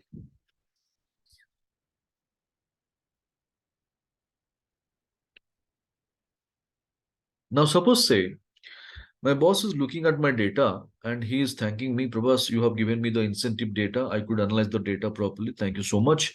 But what I want now is, I am done with incentive. Now I would like to know, while making this much of billings or while generating this much of invoices, How much discounts we have given to our customers? I want to know that. So boss wants to analyze again the invoice amount versus discount amount side by side. So how to bring the discount column? That is the objective.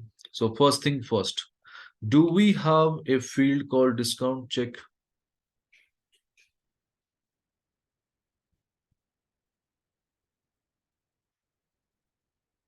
Is it there in our pivot table field list? Again, the problem starts. Keep it on hold. Like incentive, suppose say like incentive in our organizations, we have also a uniform policy for discount. Whoever the dealer, whoever the customer, whatever the quantity, irrespective of that they purchase, they are entitled for 5% discount. Suppose this is the policy we have in our organization. Whoever the customer purchases from us, he will be entitled for 5% discount. Now, having said this, the moment you look at your data, we do not have the data, but we know how to compute it. If this is the case, then how to bring discount in our pivot? What can be done? Yes, people. First tell me. Don't do anything. Just tell me. Insert the column discount. Like what we did for incentive, similar fashion we could do for discount also. This is what you would like to say, correct? Yes. Right. So now don't do anything. Don't do anything. Just watch my screen. Let us discuss something. See, going to our source data, creating a new column, applying the formula, then bringing to the pivot table, doing refresh, bringing the field to the field list box, populating in field area. How much time we have spent roughly? 2 to 5 minutes? What's it? The entire task Yes. for incentive calculation, we can make a rough estimate of 2 to 5 minutes. So that 2 to 5 minutes, what we spend, people, it is a waste of time. Yes, it's a waste of time. What we did, this is what our experts suggest us, but Excel never recommends for that. Neither I do advise. Reason you have come to know, it is a waste of time. Reason number 2, just watch my screen. Going to our source data, when you create a new column and apply the formula for 1 lakh records or whatever the records, don't you think that your file size also will be heavy because of formulas and because of unwanted column? Yes? Yes. So this is what our reason number 2, what we did for incentive, we are not supposed to do that anymore. So now the question is, stay focused. If I need to create a discount column over here without creating the source data, how to add a new column in pivot with application of our own formula? So what can be done? Do it along with me. Select your grand total cell, that 3199253. Select your grand total cell. Okay. And on your pivot table ribbon menu, can you see one analyze or pivot table analyze options is activated? If you are in 2016, 19, over there, it will be naming called analyze. If you are in 2013, naming will be there called analyze. If you are in Office 365, it will be pivot table analyze. No much differences, only the name of the menu structure will be different. Now, same option, pivot table analyze or analyze when you go. Can you see we have an option called fields, items, and sets? In the calculations group, fields, items, and sets. Able to see? If you navigate, there is an option called calculated field. Yes. And if you click that calculate field, you will be finding a dialog box open in front of your screen. And what is the first criteria? It is demanding name. So what would be the name of the new field we are going to add? Discount. So please provide the name discount. Then next criteria is the formula. Whatever it is showing in the formula, please delete that. Don't retain anything because we are going to define our own formula. That's why completely make it clean.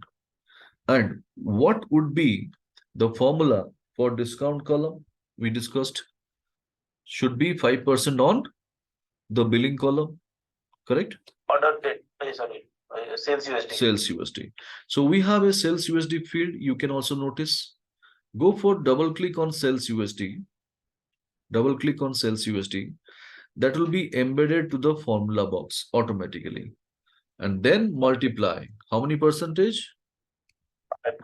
5%. That's it.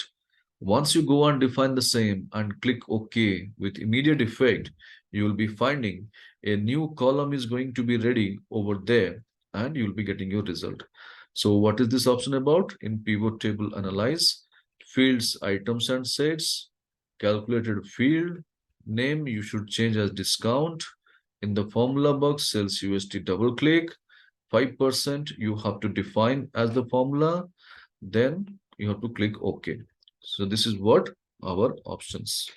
And once you go and click OK, you will be getting a new column will be ready immediately, not only with total discount, but also the year-wise discounts you can provide it to your audience. And people will love to see that. So this is how we have understood whenever there is a need, it's not necessary all the time. You should go and keep creating the data in your source data sheet and making your file size heavy. And can you see that beauty now? Discount is automatically gone to the value field area. This is how it is intelligent enough Excel to do the job for us. We don't need to do any kind of manual interventions over here. It automatically takes. All right. So pivot table number 6, what we did, the insert calculate field option, how to apply, we have got a basic understanding. There is no hard and fast rule. There is no restrictions or limitations of our virtual field or calculate field. You can have a number as you like. You can retain it. Any questions, people, from anybody from pivot 6, what we did?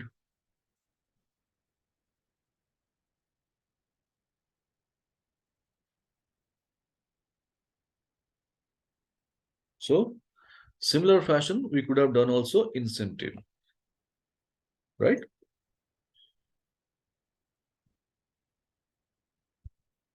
So if at all any question running in your mind, not able to get analyze. Okay. Yes, Mohammed, you can share your screen. Let me have a look. Sir, before that, what is the shortcut key for deleting a table, deleting anything? Control Shift minus, right?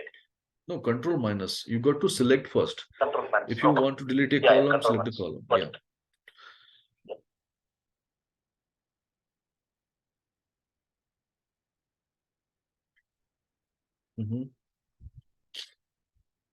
Yeah, go to Excel, Mohammed.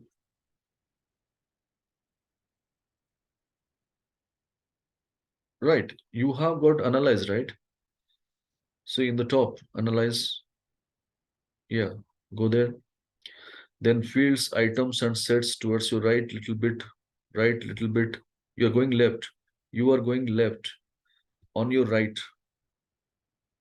Go up, up.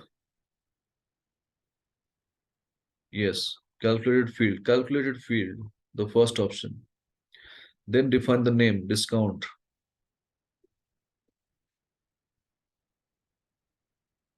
Then formula box, clean everything, make it clean, delete everything, including equal to, yes. Now in the field list, sales USD, double click, multiply 5%, click OK, and things will be ready. Perfect. All right, so this is how we have understood that how to make use of our calculated field options in pivot so that we can create as many as virtual fields over there. So here in pivot table, yeah, please. If I use this pivot analyze table formula, I am in my summary data. No, there's no column which is getting added. Definitely, that is the beauty. If it is added, then there is no point, right? Achha. So this is what the beauty. It is not making your file size heavy. It is not increasing your pivot table source data file space more, but still you have a field over here considering the property of pivot table. Got it. Right. Now, pivot 6, we are done. Let's do one thing. Right click on pivot 6 sheet name, move or copy. Go for create a copy, checkbox you can activate and click OK. So one more pivot turns up. You can rename the same as pivot table number 7. Our discount work is over. You can remove the discount checkbox. So don't be worried. If I remove discount checkbox, discount field will disappear. No, this is the property of pivot. It will be always there in the field list box. But technically, this is not your real field. This is your virtual field. But incentive is your real field because we have created that data in source data sheet.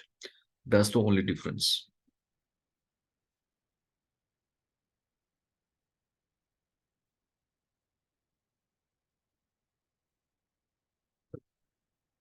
Now, once you have got your pivot ready, let's discuss what else we can do with regard to pivot table. So we are going to discuss one beautiful concept of pivot. So please stay focused. First, understand what's the need, what is the ask or the demand from the other side. Then we'll start working with it. Say, take an example. This is what the pivot table I have presented to my boss. My boss is telling, Prabhas, this pattern is really good. Taking 3 years data in 3 columns and defining all the products in the rows. I like this pattern. But you have given me only one pivot table. Yes, we have given one pivot table. What I'm expecting, my boss is saying, what I'm expecting that you should present multiple pivot tables like this, and that should be based on the salesman. So my boss is not happy with one pivot table. He's expecting multiple pivot tables that should be based on the salesman. Layout should not be different. It should remain the same. Okay, so how will I present it? That is the question. So what will you do? As usual, we know first thing first, we need to check. Do I have a field related to salesman or salesperson or sales agent? Anybody? Just check it. Yes, we have. Yeah. Fine. So we are safe now. We have the data. Now, just 1 minute, watch my screen. No need to do anything. I am going to do some exercise on behalf of us all. Okay, so don't do anything. Now, in this case, to satisfy the need, whatever it is demanded from my boss, I have my salesperson. I took it to the row area. Pattern is disturbed. Boss is not happy. So it's not going to definitely match. I took it to the column area, salesperson. Again, what happened? Pattern remains the same, but salesperson details are missing. So it's not going to work. What rests with us now? I have got over here filter. Now, when I took this salesperson filter over here, I could see somewhat I am safe now because the patterns remains the same, and above to the pivot area, I got my salesperson filter also on. Now, with the happiness that I got the answer, I went to my boss and I told him, sir, you want salesman wise pivot table? Then do one thing. Just go to the filter, choose SM1, click OK. Now this entire data is going to pertaining to for salesman 1. Only thing is you have to insert a new worksheet. You have to copy this pivot table and you have to paste it. And this is what the action you have to do it for number of times depending upon the number of salesman. So this is what I have given the advice or suggestion to my boss. What would be the reaction?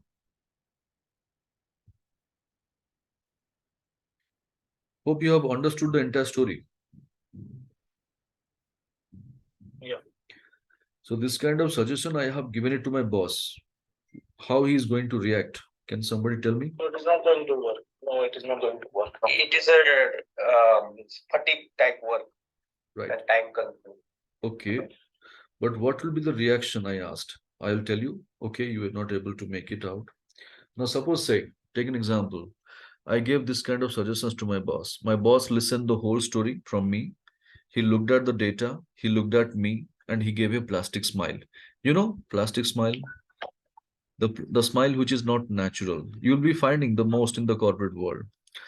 And what he said that Prabhas, I am really impressed with your smartness. The way you have diverted the entire responsibility towards me, I like that. Now, if I am going to do your work, let's do one thing. Tomorrow morning when you come to office, please bring your resignation letter with you. I would be happy to sign on that. So this is how my boss has given the remarks. So what you have understood from the entire story, we cannot divert our responsibilities towards our superiors or seniors. This is the bottom line. Do you agree? Yeah. Absolutely. So in this case, what my boss is expecting from me, try to understand. No need to do anything. Just understand the pain of the work. My boss is expecting that I should go for first creating. Suppose, say, take an example. I am working with a global report. There are 200 salesmen working in our organization. My boss is expecting I should go and first, the job number one, I should insert worksheets. How many? How many people are there? 200. So 200 worksheets first I should insert. Job number two, I should copy pivot table and paste. For how many times? 200 times. Job number three, I should go for select filter with the salesman name 200 times, total 600. That's also not enough for him. Finally, he is expecting that I should go and rename the worksheets with the salesman name, that to 200 times. Think about it, how much task it is and how long it will be taking for you if you were in my place. Yes, people, anybody give your estimate? You have understood the entire task, what to be done.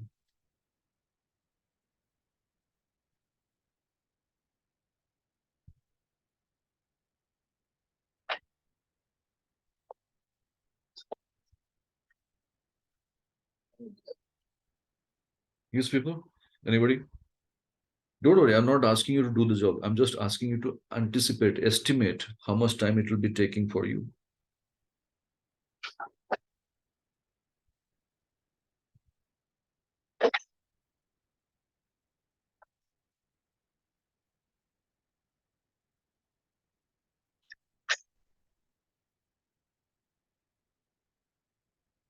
One day, 2 days, or have you dreamt of doing such kind of job?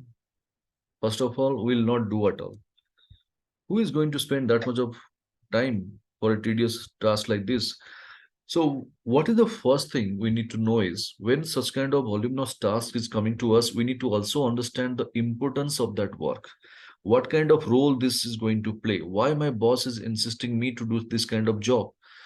So the reason is basically very simple. He wants to create individual reports by the salesman. So whatever the targets it's given to them, how much it is actually achieved, whether it is overachieved or underachieved.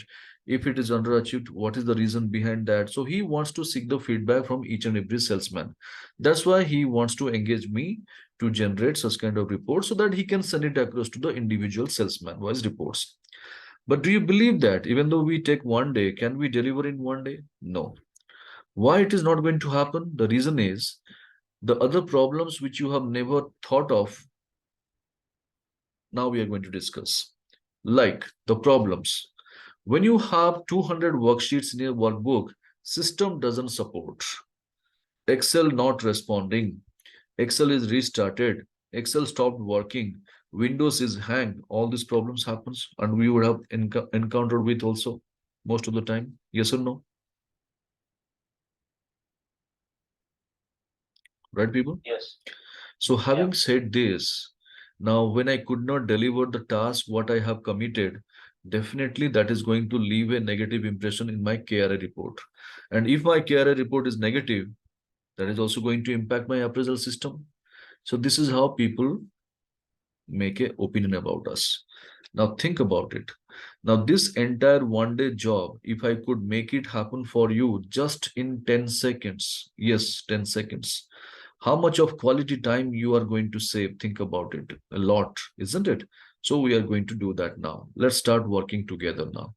First thing first, boss is expecting salesman wise data. Fine. Please bring salespersons to the our filter area. Please bring salesperson to our filter area.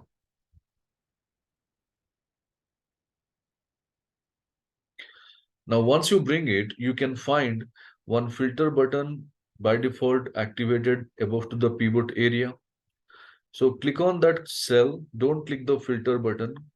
Just click the cell or select the cell. And now what you need to do, going to your analyze or pivot table analyze, depending upon the version of Excel, the very first option you have got pivot table name from the left. Below to that, we have a options tab. Don't click the option. I repeat, do not click the options. Next to the option, there is a small navigation button is there. Click on that button. And when you click that button, you will be finding three different options coming up out of that. Naming, options, show report filter pages, generate get pivot data. Go for the second one, show report filter pages. And when you click that, a dialog box appears. And in that dialog box, do you see salesperson field is selected? Yes. Whether my boss is also expecting salesman wise report? Yes. Now go and click OK. So when you click OK, just see on your blink of your eyes, your pivot table will start exporting the data into multiple Excel sheets, having the filter with the salesman name, and pivot table pattern remains the same, and your sheets also renamed with the salesman name. Can you see that? Yeah. So everything happens on a matter of seconds. So this is how we call it as our life savior option of our pivot table people.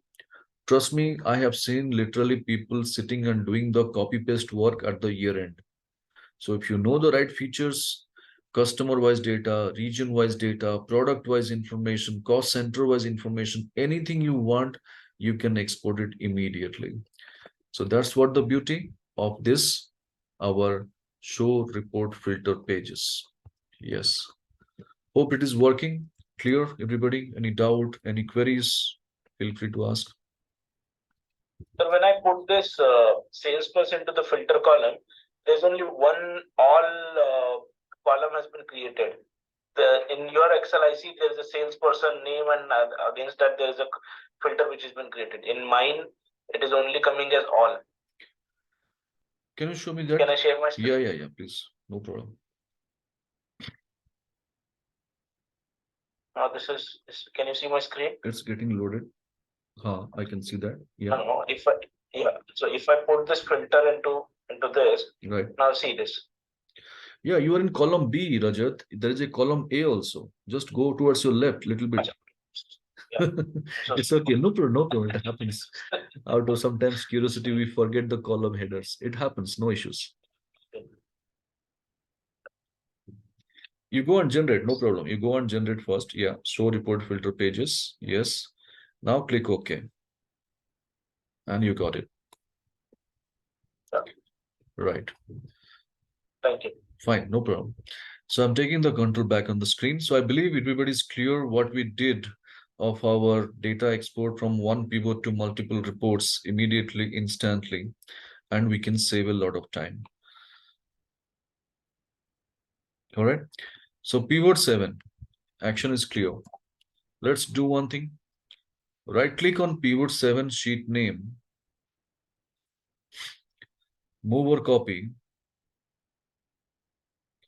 create a copy, checkbox you can activate and click OK. So one more pivot turns up, you can rename the same as pivot table number 8.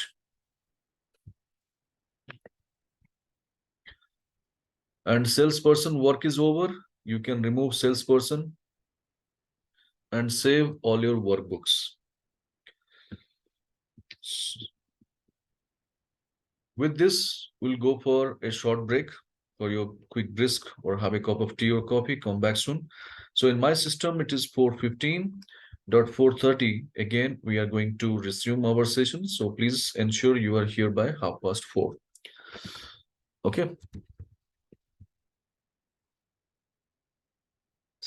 Sir, can we delete this salesperson wise workbook?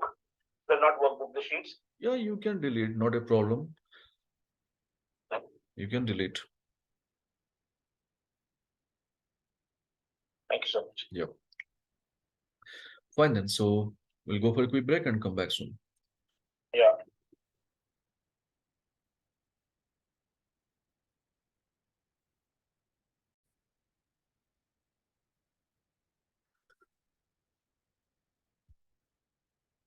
So I believe everybody's back.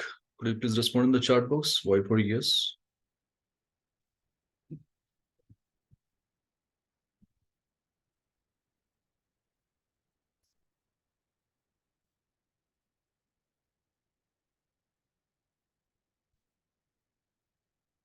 Yes, sir, we come back. All right. How about others?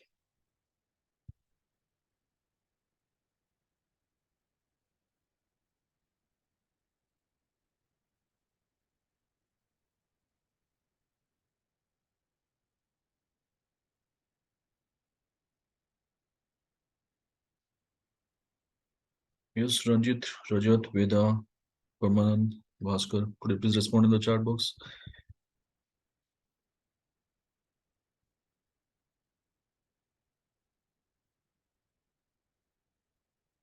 Okay. Good. Thanks, Mohammed.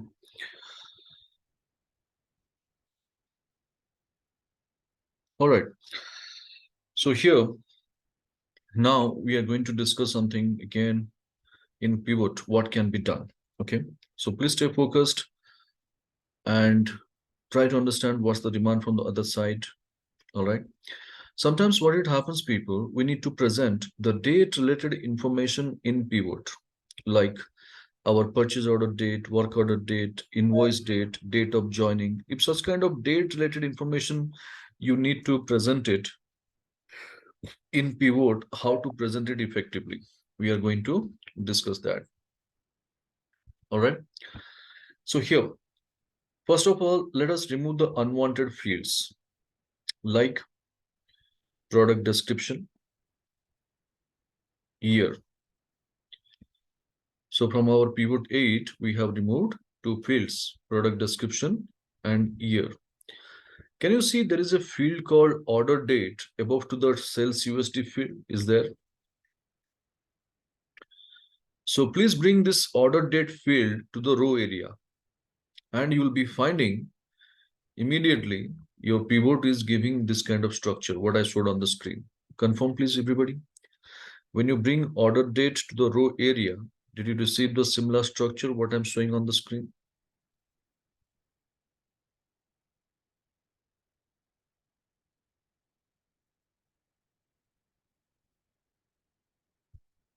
Prabhas, I'm not seeing order date in that pivot option.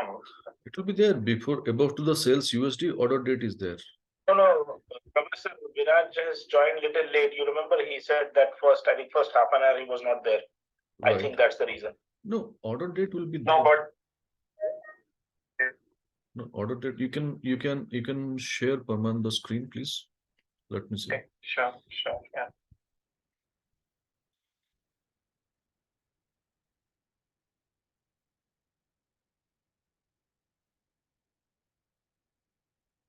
Yeah.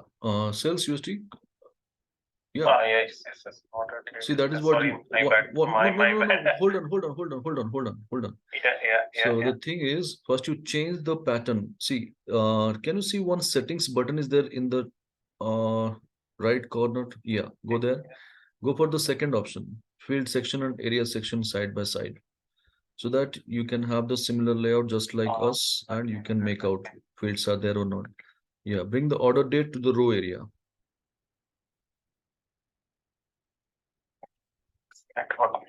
Yeah. So just wait. You have got it. Already got it. Order date in the row area. Yeah. I think. Yeah, just hold on. That is what we are discussing. Just hold on. That is what we are discussing. All right. So now this order date, when I took it, just stay focused on my screen for a minute. What it happens, pivot if you are in 2016 and above, automatically takes the data in this pattern, in this structure, which technically doesn't make a value additions to the data. And this is not the way you should present so that people can be, I mean, people will be happy and they can make out what you're trying to present it. So how to present it effectively? Let's go and discuss that first. Keep your cursor in one of the year. In the left side, 2014, 15, 16 is there. Just select one of the cells out of those 3 years and right click upon that. When you go for right click, you will be finding one option called ungroup. What is that? Ungroup. And when you go for this ungroup, immediately you can see the entire structure will be neutralized and the data will be restored as if the date-wise records, whatever we had, now it has turned up over here. Can you confirm everybody is getting the same status like A and B order date-wise invoice value? Yeah. Yeah. Right. So this is what you would find also in 2003, 7, 10, 13. The date field always comes in this format. Okay. So now how to make a precise presentation, because this will be running in pages. Entire 3 years data, probably maybe 1 lakh line items, if it is there, then that's not the right way to present it. So I'll tell you what is the best option. Keep your cursor in one of the date and right click upon the same. Then go for group. There is an option called group. If you go for the group options to select, a dialog box appears. You can notice the first invoice date and the last invoice date of that date column is appearing in 2 inputs. And below to that, in the by section, you see month is already in selection, the highlighted blue color. Along with that, select our years. Along with that, select our years. So this is what you could notice, it is there. Okay, when you go for group. So start date, end date, go for months, go for years, and then go and click OK. So once you do this, now see the beauty. What happens when you select years as well? Can you see a proper hierarchy of data, year-wise, month-wise records? फिंगरवर कीबोर्डवर एक सगळे feature माहिती आहे. Year-wise, month-wise data is populating. But when I presented this data in this format, my boss was not happy. Now, what he's telling me, Prabhas, this is fine. You have given me year-wise, month-wise data. But I want to know in January month, suppose 2014 Jan month, what are those invoices? Because this is not only one invoice, it is the combination of many more invoices, right? So I want to see the date-wise records as well. So technically, he's expecting one more hierarchy. I should add it and showcase the date-wise records. So how to make it? See, keep your cursor in one of the year again and go for right click. Again, go for group. And then you could see there is an option called days as well. That is not selected. So go and select days option. In the by section, days option. And the moment you click OK, with immediate effect, one more hierarchy will be turned up. So this is called year-wise, month-wise, date-wise records. So this is how people you are supposed to present your date-related information any point of time in pivot table. So check, have you received the same information? Any doubt, any queries?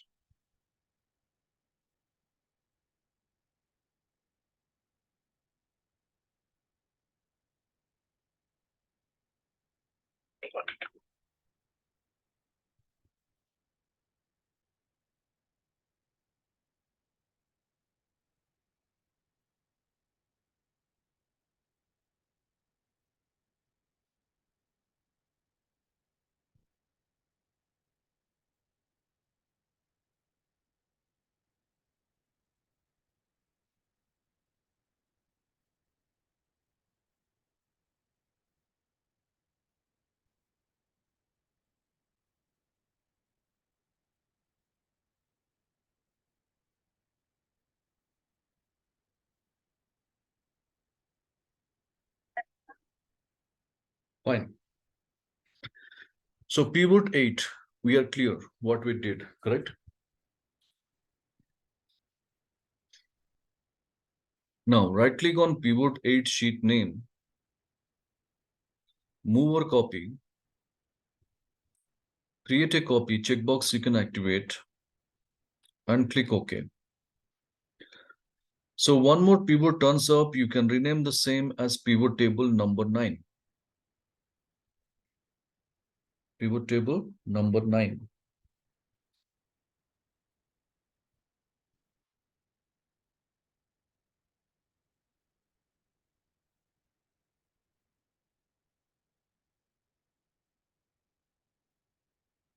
Now here, when you go for this kind of date related records in pivot, I will let you know about something. Just stay focused. In our records, if you look at in our pivot table field box, some extra 2 fields have been generated. Can you see that? Months and years. These are not our real-time fields. These are again the virtual fields which is generated out of our order date. Technically, these are our real-time fields. Year and month, which is below 2 cells USD, these are our real-time fields. Now, how to differentiate? See, here it is showing in singular form like year and month, but here it is showing months and years. So what is the bottom line? Tomorrow, when you want to present your information year-wise, month-wise records, you should take from this, not from this. That you have to always keep in your mind.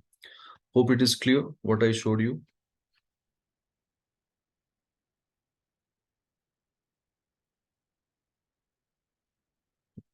Right. Now, let us go and remove the unwanted fields from our pivot, like order date, please deactivate. Months, deactivate. Years, please deactivate.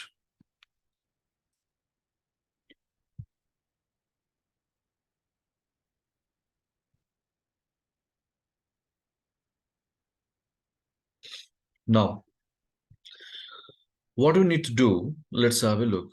Go to our product description, bring it to our rows.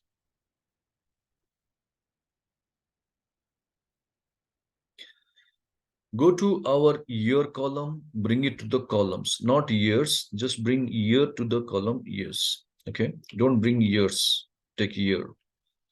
And prepare our first pivot table, whatever we had. And once it is ready, confirm it, please. We got the same structure ready. Yes. Great. How about others? Are you with me? Yes, yes, yeah. Okay. Veda, Bhaskar, Rajat, Manjeet. Yes, sir. Okay. Yeah. Deepak.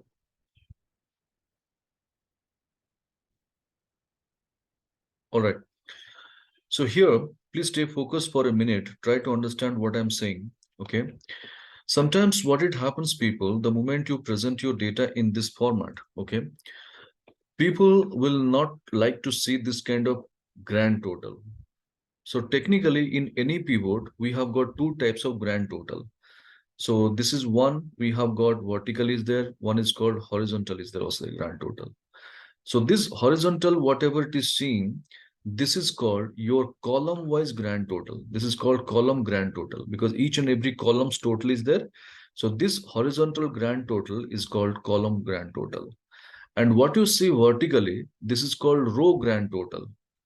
Why it is called row grand total? Because row wise data is totaled. Row wise data is totaled. So this row wise grand total, whatever it is there, people don't like to see. So what they expect that you should delete this. If I go and select and I go for delete, this will not respond by pivot. Pivot will not allow because all the fields are integrated pivot table. So you cannot just delete one particular field in pivot. So what is the option we have? We can only hide that field. We can only hide that field. But when you hide, after column D, column F is visible. So anybody can make out. So this is not the ideal option. Don't go for hiding the pivot fields. So in this format, if I need to remove this field, what is the best option? Just see. Keeping the cursor, 1 minute, watch my screen, what I'm doing, observe. Next 1 minute, you can try. I'll give time, don't worry. So I'll keep my cursor in pivot objective is I need to remove grand total, that to row wise grand total I need to remove. So I'll go to my design tab and there is a grand total option is there. I will go for only on for columns. So if I go for on for columns only, can you see only column wise whatever the total is on, that row wise grand total is gone. So now it is not hidden, it is just deactivated from pivot. This is how you should control. So go for it, keeping the cursor in pivot, going to design, grand totals from the left side of second options, on for columns only. Do you receive the similar setup? Yes, sir. Right. So this is how sometimes you will be needing all this information. So how to control our information, we got the basic understanding. So going to design in the grand total, going for on for the columns only. So now this grand total, whatever it was, it will be missing. So we're not hiding any columns over here.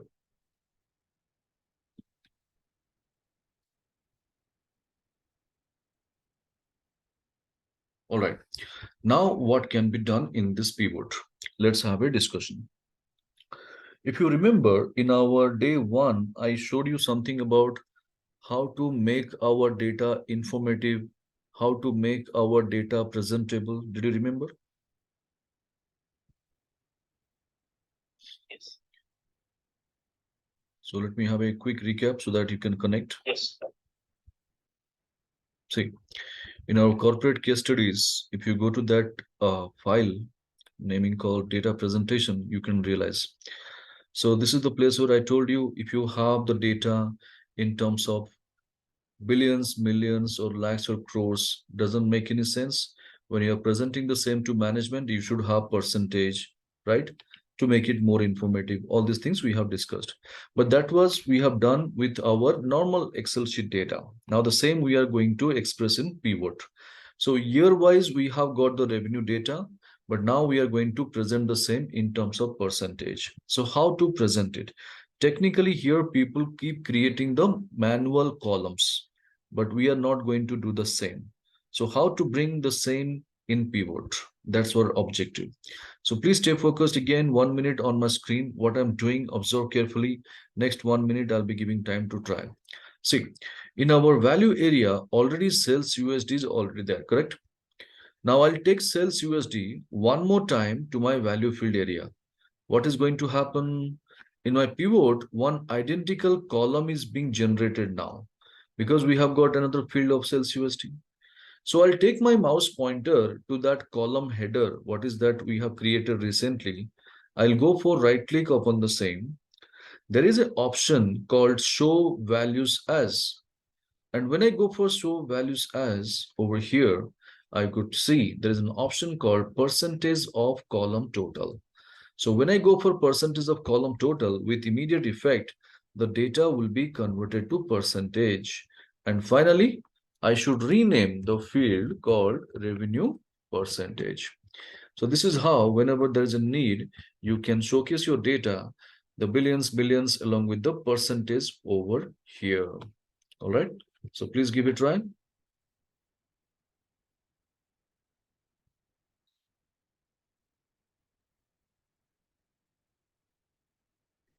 What you need to do, the first thing, bring sales USD over here. Then right click on the field header, go for show values as, and choose percentage of column total.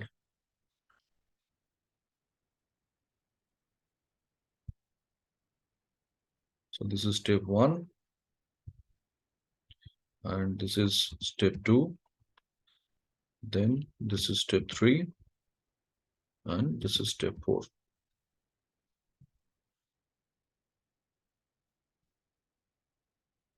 Check, is it working for you? Any doubt, any queries? Sir, I'm getting my 2014 sales percentage as the first column, not as the second column. Okay, please share your screen. Let me have a look.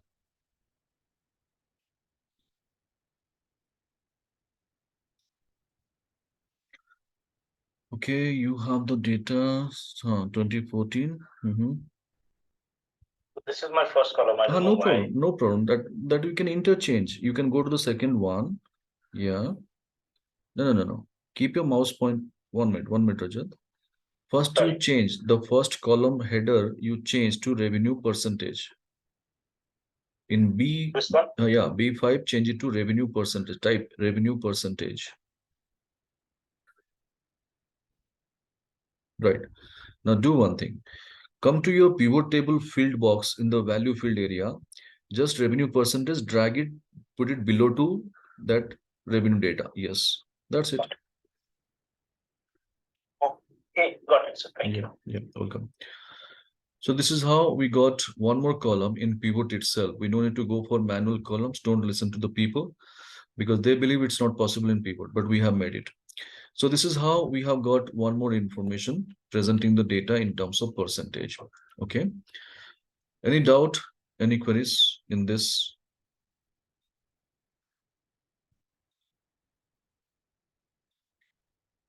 Everybody's getting the same structure. See, I have pasted this image, also the screenshots with the steps. I am not getting the same. Okay, share the screen, please. Oh, yeah. Yeah. 1 second.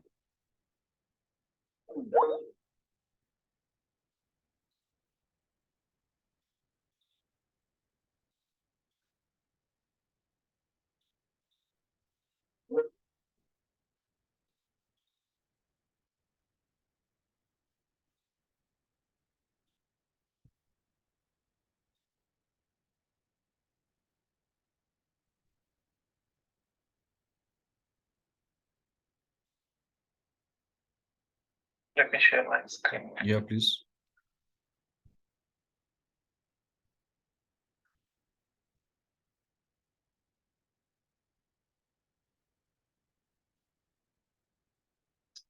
It is coming 20.91%.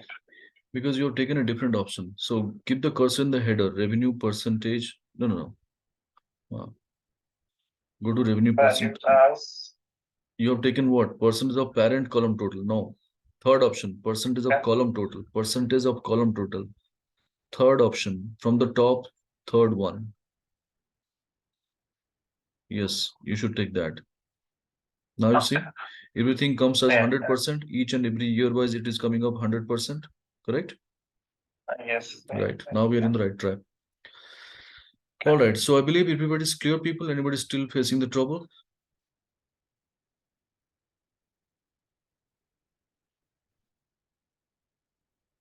Okay.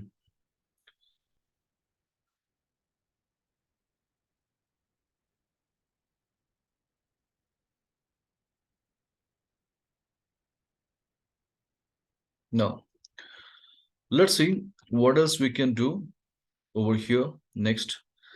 Now, take a look. Suppose this is what I have presented. Now, my boss is asking me, Prabhas, this Indica for the month of, like, for the year 2014, what are the invoices? Or definitely, it is not only one invoice value, it may be the combination of many more invoices. So, my boss is expecting that in 2014, this Indica, whatever the revenue we have generated, it is the combination of how many invoices, or it is the consolidation value of how many invoices. I want to know that. So basically, we need to create one more column naming total count of invoices or invoice count. Anything you can make it. So again, how to do that? 1 minute, watch my screen. We have got sales USD. Again, we'll be taking to our value field area. Now, one more identical column turns up. I will be keeping over here, cursor, the header. I'll go for right click upon the same. There is an option called summarize values. By default, it shows as sum. Summarize values by default shows as sum. I will go for count.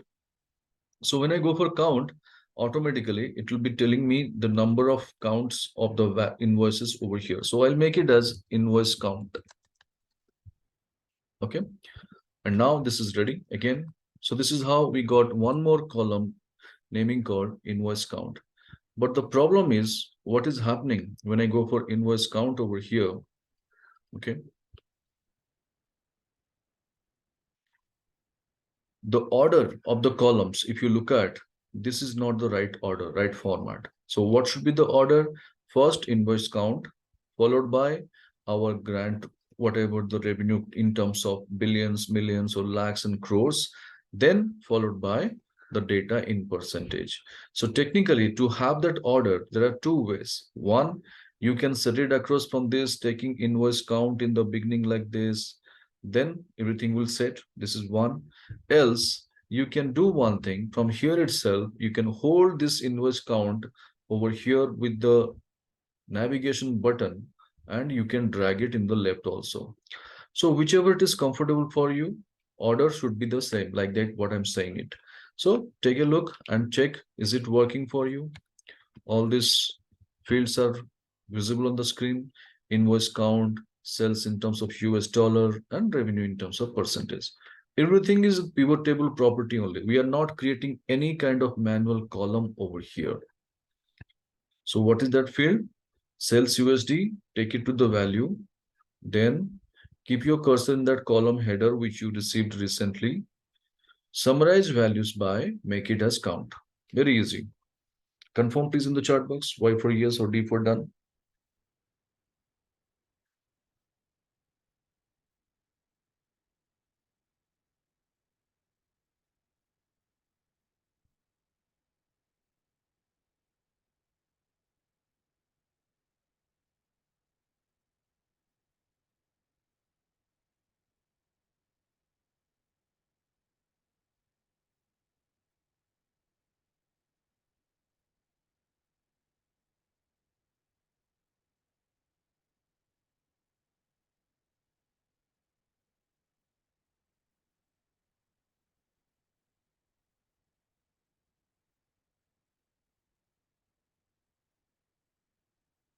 How we move the column towards the left? One way that I understood from that pivot table you explained, but the second way of moving towards the left?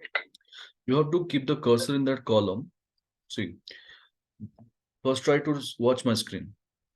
When you take your mouse pointer, can you see on my screen there is a thick plus symbol, white color marker? Yes. This yes, is this yes, is this is yes. called cell selection button. Now, when I take it in the bottom towards the right, there is a thin plus symbol comes out. Can you see that? Yeah. This is called cell drag and drop button, means which helps you in dragging the data towards bottom, towards right, you can drag it. Now, same location, if I take little bit up, can you see a 4 directional arrow keys like navigation button turns up? Yes. So this is called cell navigation button. So whenever you want to shift a particular column, row, or cell from one location to other, you have to bring this icon, and when you get it, hold your mouse and take it either left or towards your right, you can drag it. Let me try that.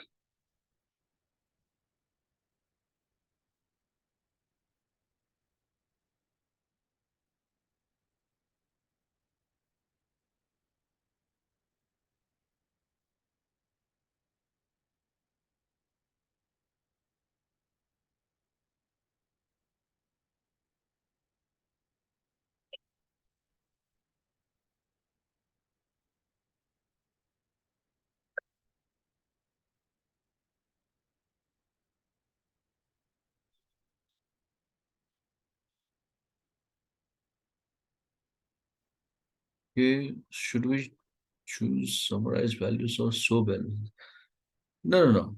The first thing what you created about percentage, it is through show values as percentage of column total. Whatever the count we have changed, that is through summarize values by count. So I gave you both the options.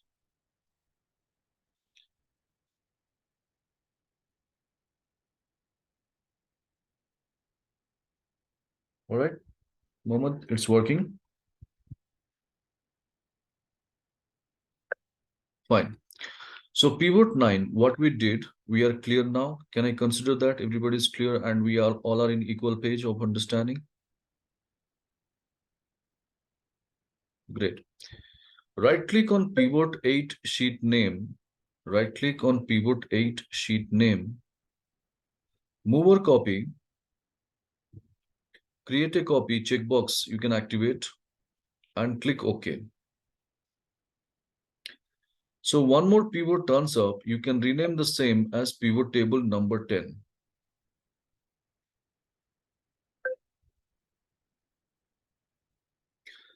Now, let's remove the unwanted fields like in our value area, we have got invoice count, you can remove. We have got revenue percentage, you can remove. So we got our first pivot table structure ready. What's it? Did you receive the same?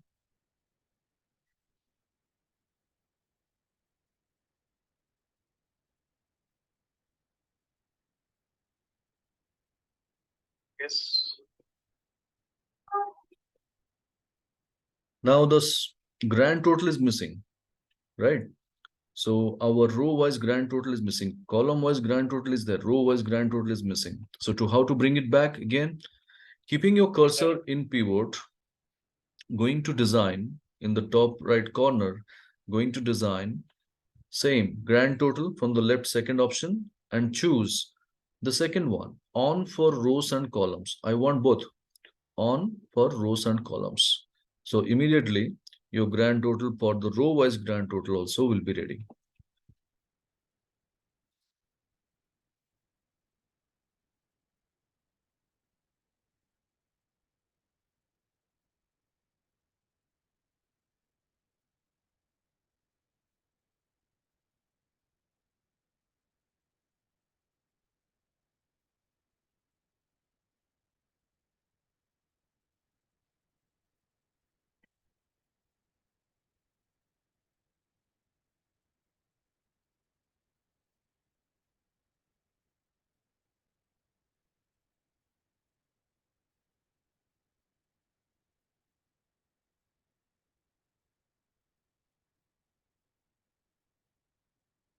All right.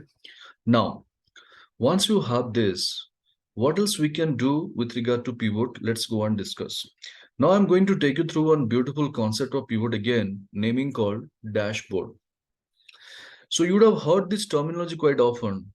Whomever you present taking many more files or many more sheets of data, they don't like it. They immediately demand, why don't you create a dashboard? If you take many more slides or many more worksheets and present some records to your customer vendor, they also don't like, they don't understand what you're presenting. That's why they also expect something one page of report or kind of a cheat sheet. So this is what called dashboard. What is that exactly?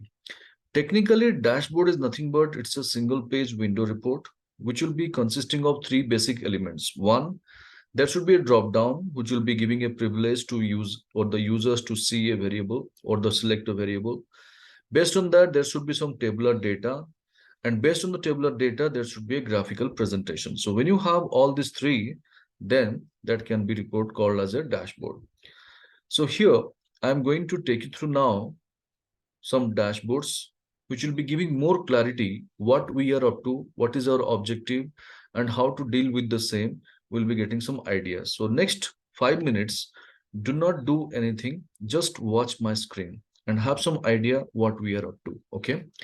So I'm going to take you through some dashboards. So first thing, I'll take you through a dashboard of our HR departments. Okay. So I'll take you through one HR dashboard.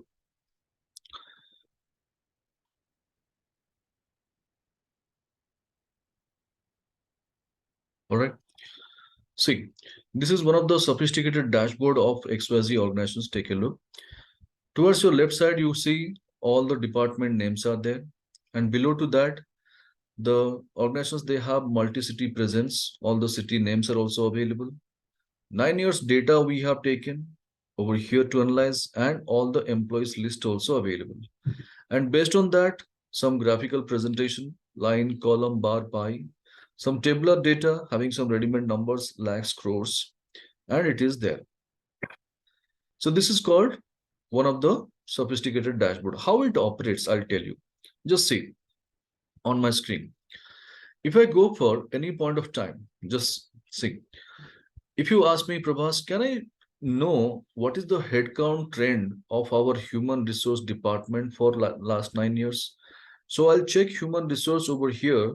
This chart is going to change. You see, human resource, it is changing, right? We got it. Now, if you ask me, Prabhas, can you please let me know in human resource department, Los Angeles City, what was the trend of last 9 years of headcounts? So I'll select Los Angeles from here. This chart is going to change. See, Los Angeles, this chart is changing. Yes. Now, if I want to know Los Angeles City Human Resource Department during the year 2006, how was the breakup of salary? So this is going to change, and based on that, this chart and this chart is also going to change. See, if I go for human resource, Los Angeles 2006, is it changing? Right, immediately. So everything is happening in one interface, one window, and we are not navigating to any other file or any other sheets. This is called one pager report called a dashboard. And yes, to create such kind of sophisticated reports, people, it needs time. It's not overnight, just put the formula and get the answer. But this is just one-time investment. And trust me, once you create something like this, just one-time job, if you make it, people will love to see such kind of reports. And this will be definitely an asset to the company. Nowadays, people get it outsourced and they pay minimum 25 to 30K for each and every dashboards to the consultants. But if you prepare something like this, definitely not exactly like this, at least 50% of this also if you create, that will be definitely an asset for the company. And I'll tell you how to create all these things. What is the technical labor behind that? I'll tell you. To create this kind of sophisticated report, 9 years data, we should have that to play around. It's not a joke, we should have that. Then 90% calculations are your pivot table calculations. So from the afternoon, whatever we have discussed so far, the calculations, everything is nothing but our calculations. Now, one more sheet is there, which will be containing the list, like any new department we have formed, that will be maintaining over here, updating. If any employee leaves, I would delete that. Any employee joins, I will be adding that. If any of the years we have completed, I will remove the earlier one, I will add the recent one. So like that, time to time, I need to keep upgrading this sheet only called list. I don't need to touch my master data, that is our dashboard. We should not touch it at all. So this is called one of the dashboard. Now I am going to take you through one more dashboard of our sales related. Okay, just check it out. So I'll take you through in sales dashboard over here.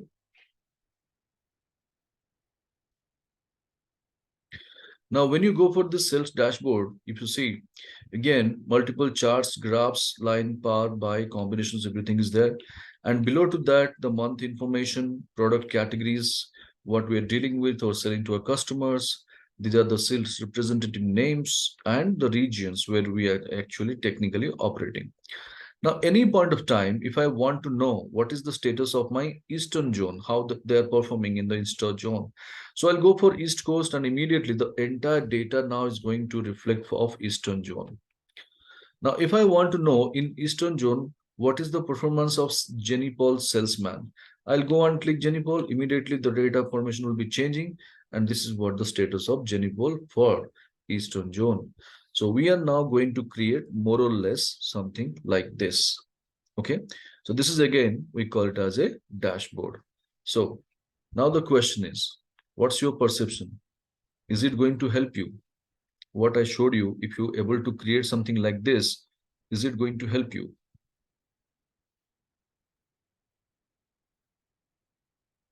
Okay. Absolutely. So are you interested learning the same? Very much. Great. So let's start working with that. Any point of time, if you want to work with the dashboard features or to create a one-page report, basic two ground rules you have to always follow. One, whatever the objects you are using, it should be pinpoint accurate with regard to the alignment. Rule number two, if you are taking multiple objects, you should take some high definition colorful buttons, because those high definition colorful buttons will always add the beauty to the dashboards. So how to create now a dashboard? Let's go for it. So first thing first, keep your cursor above to the pivot area, keep your cursor above to the pivot area, any of the blank cell or row, and go for inserting a blank row. How to insert a blank row? Alt I R, one by one.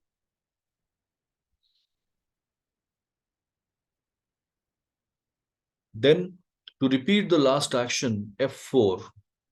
So Alt I R once and then keep hitting F4. And ensure you have got 10 to 15 blank row items above to the pivot area. This is the first step.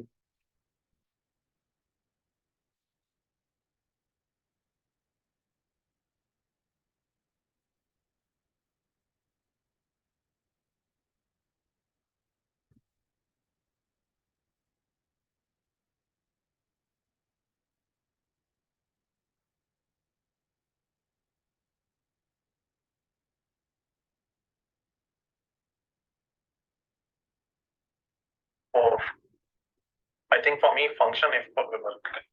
Yeah, it depends upon the brand of your laptop or the keyboard configuration.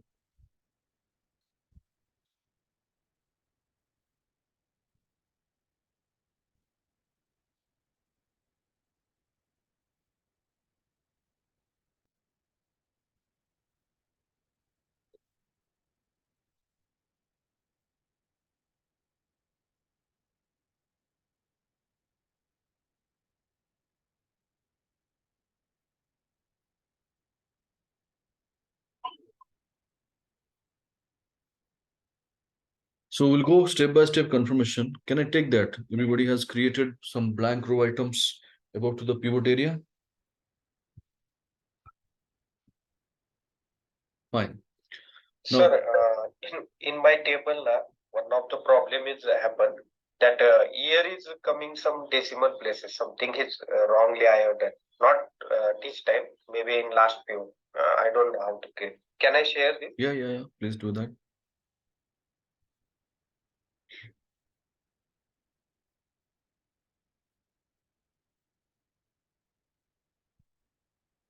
Is it visible? Yeah, I can see that.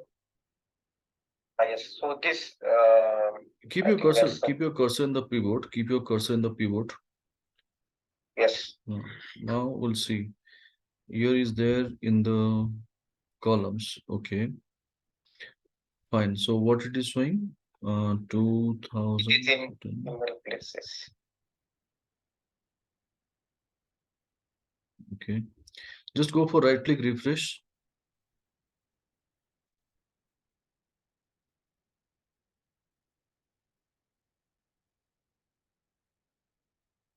Okay, from which table this problem started? Which table number? From 9. Actually, group and group we are learning na that date. That is what. So go to that. This- Go to that other pivot table. The It date. is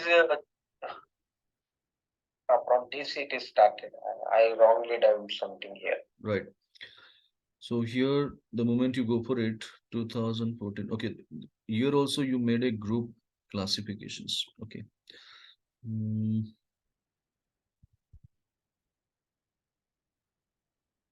Your month you have taken.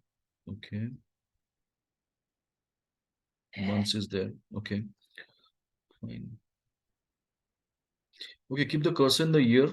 Any of the one of the year. Keep the cursor in one of the year. Yeah. But why it is showing everyone is total? Okay, go to design. Yes, sir. Then go to subtotal. First option subtotal. No, not grand total, subtotal. Huh.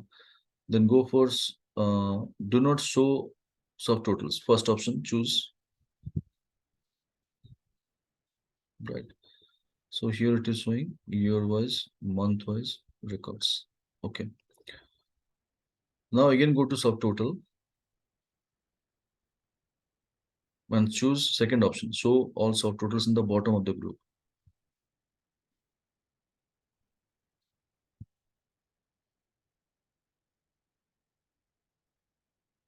Okay.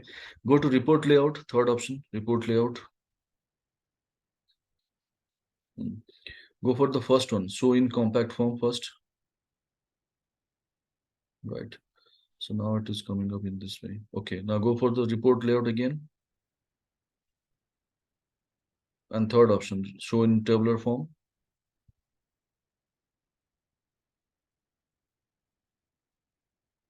Something has gone wrong over here. Remove this order date completely. From the row area, all the fields you remove. Here, Yes, you remove all the fields. I could understand what's the problem. Okay, remove year, month also. Take just order date into rows.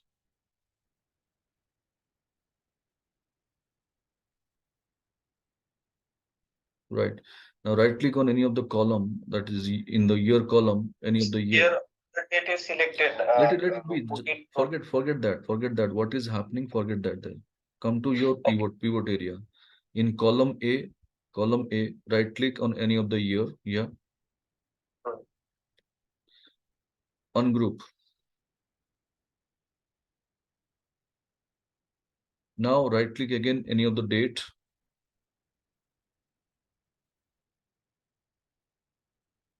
Yeah, go for right click on any of the date. Group. And choose years and days as well.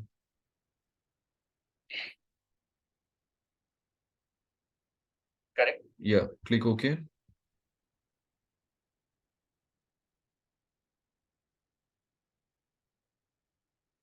Now go to your design button, subtotal, and go for second option at bottom of the group. Second option. Second, yeah. Show subtotals at bottom. Yes. So this is what the technical structure of your hierarchy of date column. Okay. Now come to pivot 9. 10 actually. No, Last. 9. From there you have carried forward to 9 also, right? Just see the 9 structure. Okay. Now come to 10. Okay. Correct. Now we need to see year why it is showing like this. Okay, remove year also from the columns. Or shall I refresh? No, now it will not work refresh because it is not going to work. It is not going to work. That's what I'm saying. Go for removal of year from the columns.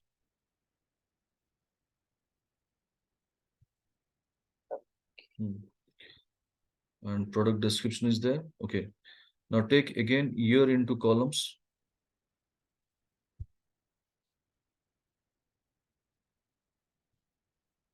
So this data, why it is getting disturbed. Go to source data sheet, summary table.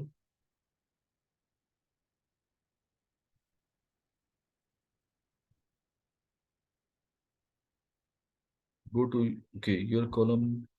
Go to year column filter. No, in the year column filter you go.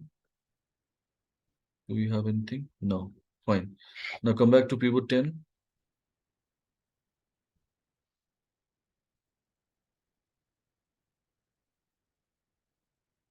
Yeah. Right click on any of the year.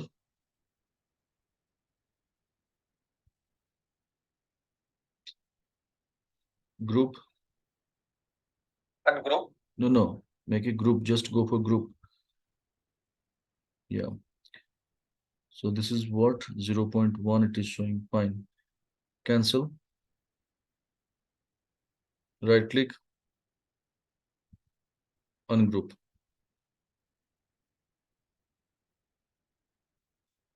All right. Okay. Right. Yes, sir. Fine. So now we'll go for the next step. I'm taking the control back on the screen.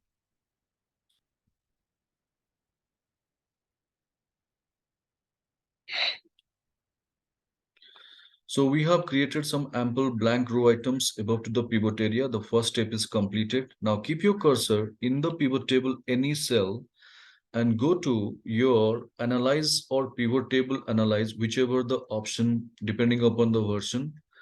And there we have an option insert slicer. If you remember in day 2, we have seen a glimpse of that. Yes. Now Yes. we are going to have an in-depth discussion upon this. So please go for this. So when you go for insert slicer, it will take you to a dialog box where you could see all the field list from our source data sheet is enlisted in this box. So technically, these slicers are nothing but the filter buttons. Whatever the operations we do with filter, the same thing we are going to do with slicers. But only thing is, these are the visual filter buttons. Like all these filter buttons will be visible on the screen. Okay, that is Yeah. the only difference. But Yes. the moment you are going to integrate these filter buttons or the slicers with pivot table, you need to follow a rule. And what is the rule says? Whatever the fields already taken in pivot, like year, product description, and sales USD, all these three fields again you should not choose from the slicer box because that will be amounting as a duplication of fields and doesn't play much role also. So apart from these three fields of pivot, anything else you want to work with, you must choose from the slicers. Like I want to do customer wise analysis. I have selected that. I want to see my salesman wise data. I have selected that. I want to see region wise data also. I have selected it. I want to do month wise analysis. I have selected again. I repeat, you can cross check customer, salesperson, region, and month. All these four slicer boxes is selected.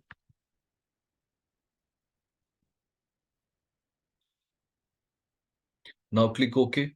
If it is selected, click OK.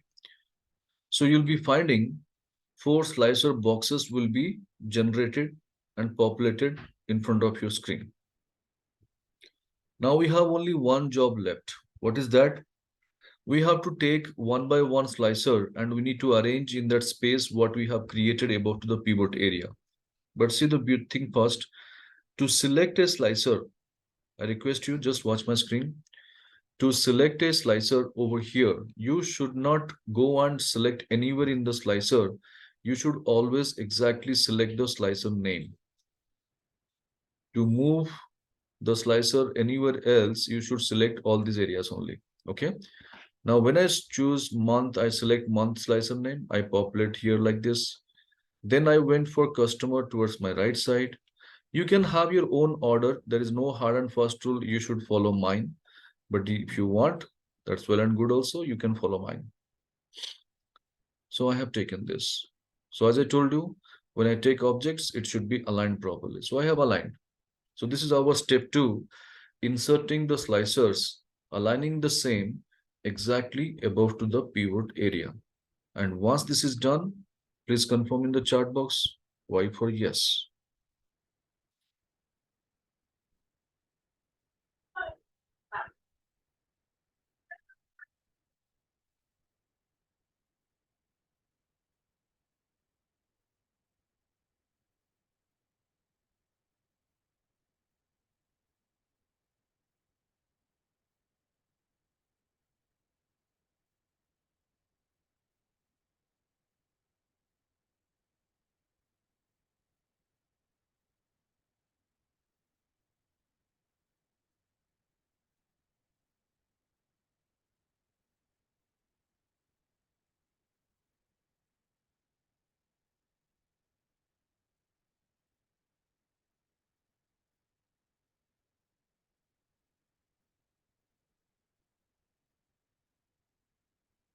Now, once we have done with this, next step, what we need to do, when you have our slicers, if you see, the slicers are not giving such a great look.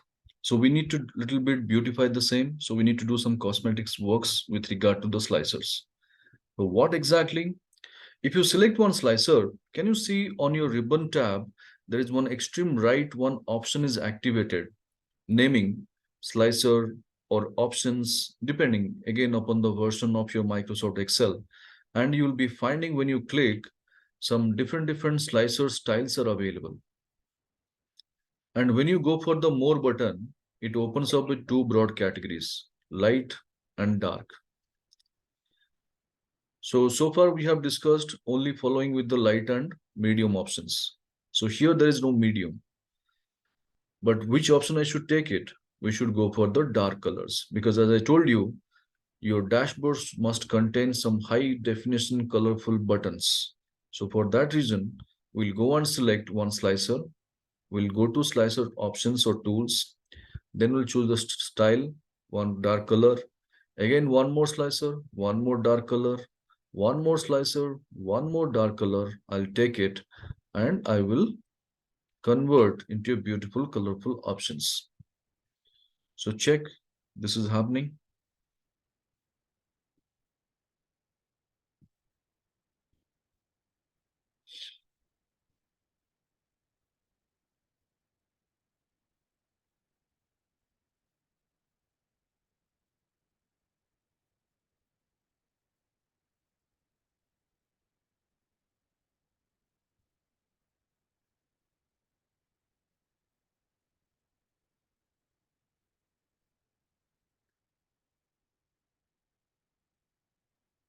So four slicers, four different colorful options we have applied, but there is a problem still on. If you notice, each and every slicers, they are still having this kind of vertical scroll bars, which is technically doesn't look good. So how to remove the same, we are going to see now. So stay focused. When I select one slicer, over here in our slicer button or options tab, there is a columns option is there. Can you see columns option over here? Yes. By default, it shows 1. Kindly increase the number. So you can notice when I increase the number, my slicers variables are distributing to multiple columns. So it is up to you how many columns you want to distribute with. There is no hard and fast rule.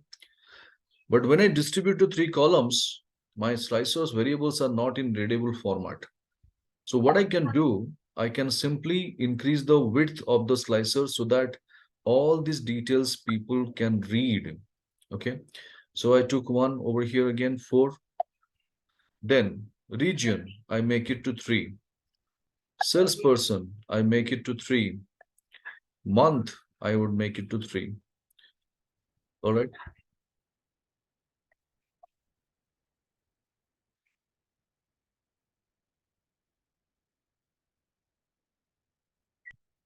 So these are the changes. Selecting a slicer, going to slicer tools options and columns. Confirm, please. Able to do all these changes, what I showed exactly on the screen. Customer, 4 number. Region, 3. Salesperson, 3. Month, 3.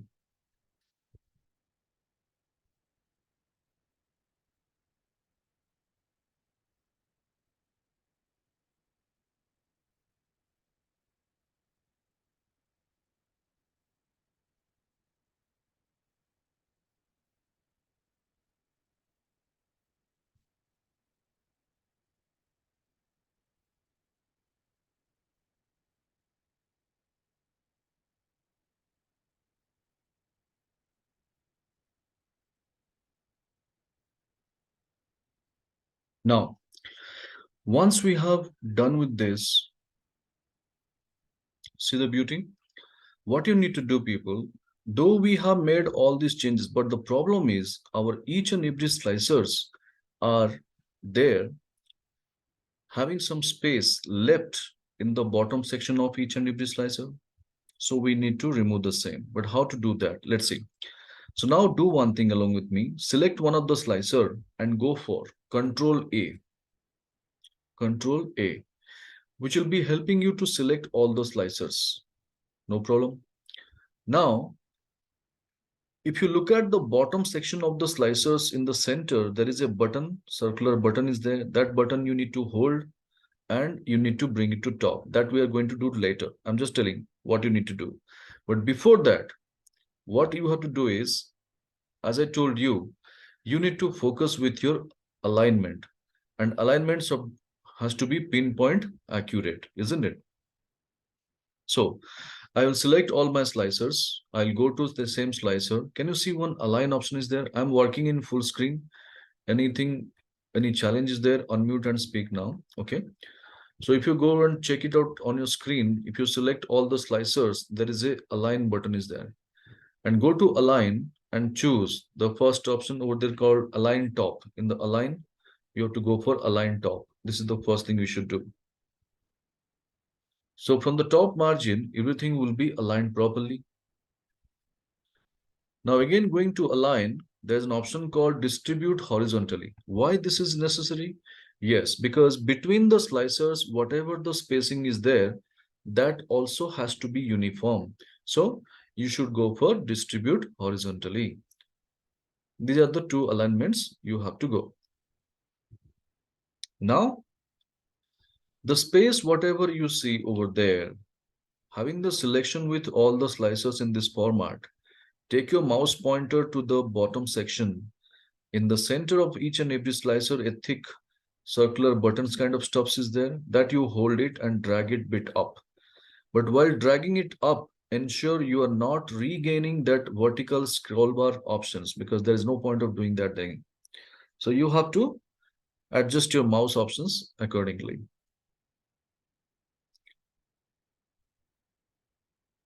So alignment happened, unwanted spaces we have removed.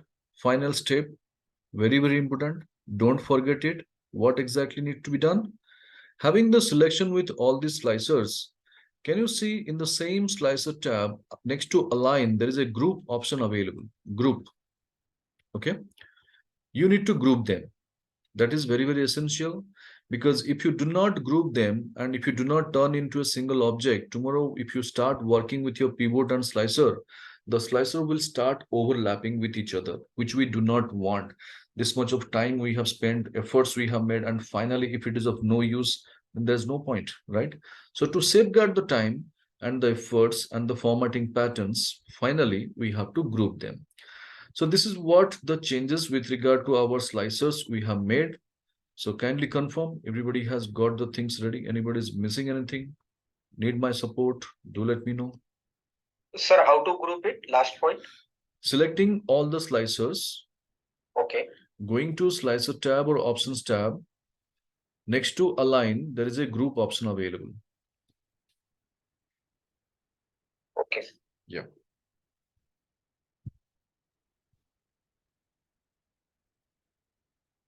Sir, I need your help because Yeah, I have please. not selected the option. I'll just share my screen. Please do that. No problem. Now, can you see my screen? Yes, getting loaded. Yep. Okay. Now, I see One minute, Rajat. Now it is perfect shape. Yes. Now tell me what's the problem? Now I want to see if you see your screen, there is a space. So while you were telling us the how to do the alignment, I was trying to create this customer column, realign this. So there's a space. So you have to tell me how I should remove this, because I tried doing this by reducing this, then the format is not coming because the last column is the last column is big, right? The last this thing. Yeah, you should not do it one by one. First of all, go for undo. Go for undo. Right. Now, only concern is your customer column. You have to distribute one more column. So select customer, go to that slicer and create one more column. Yes. Now all are in good shape. Now Control A. First you select Control A. Okay. Then go to align. Align top. Then go to align. Distribute horizontally. Then thick border, that is the central one. Any of those slicer, bottom line, not top. Don't touch the top one. Bottom, little bit, reduce it. Now reduce it. So uniformly, everything will be reduced. No, you've gone far. Fine, that's fine. Perfectly fine. Now, final step, go to the next to align to group option is there. Next to align group is there. Go for group. That's it. Okay. So this is looking good, I guess. Yeah. Yeah, see, presentation is an art. Techniques I told you. How to present it, it is up to you. Now, taking a call all the time, you will not be having only 5 or 10 or 15. Variables will be always be keep on changing. So how much space I have, how many columns I should distribute, where to retain my pivot, this is completely your call. And to bring that smoothness and the sophistication, that comes out of your practice. Yeah. Got a point, sir. Thank you. Yeah, welcome. Prabhas, I need your help. Yeah, please share your screen. Yeah, let me.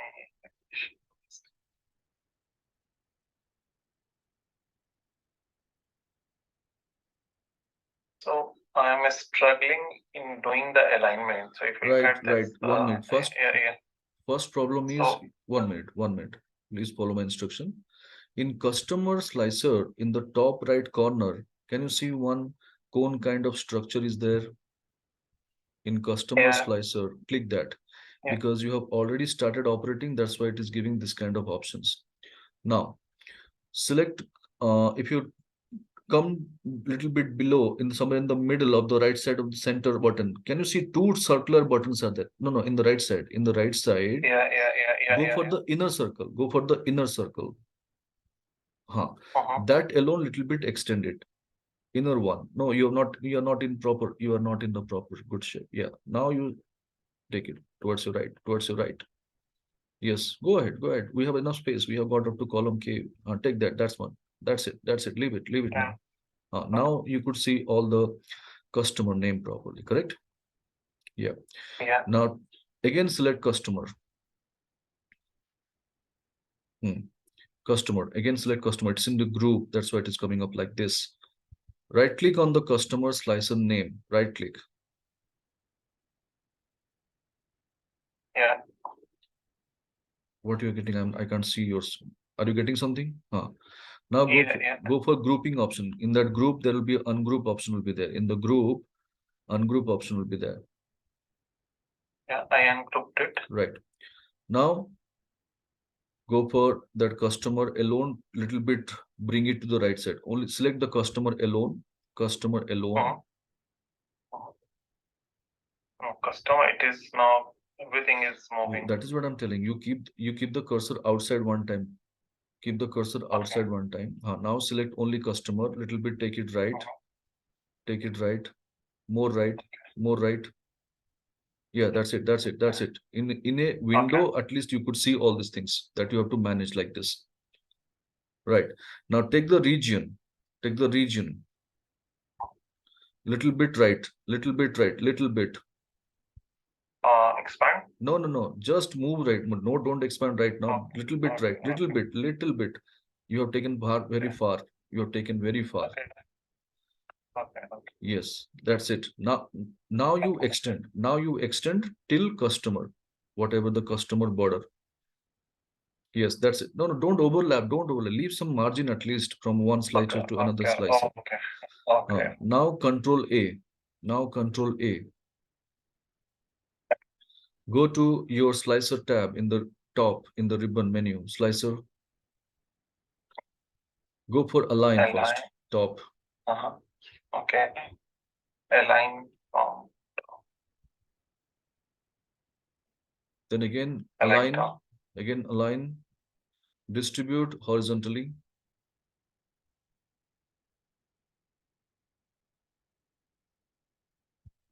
Okay. Now you have to go for holding the bottom line. In the bottom there is a circular button is there. Yeah. Hold any of one slicers that button and drag it up. Yeah, drag it up. Don't go close to the slicer buttons. Just leave little bit space. Now select one of the slicer. Control A. Control A. No. Wait. Select one of the slicer. Control A. Now go to slicer button on the ribbon menu. Slicer ribbon menu options.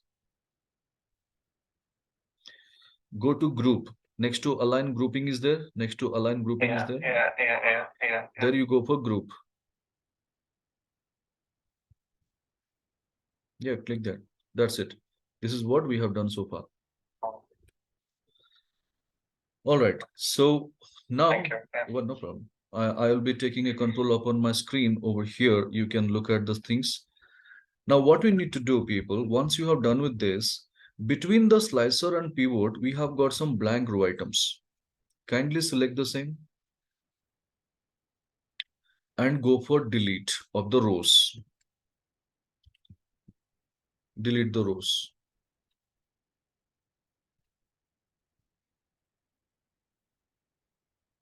Everybody is able to see my screen? Yeah.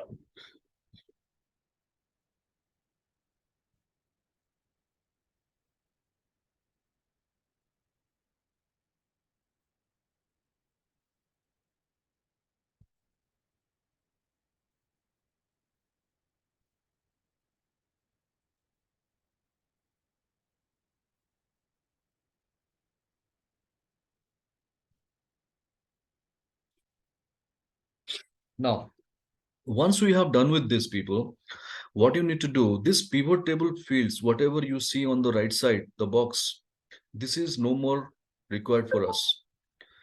There is a cross button.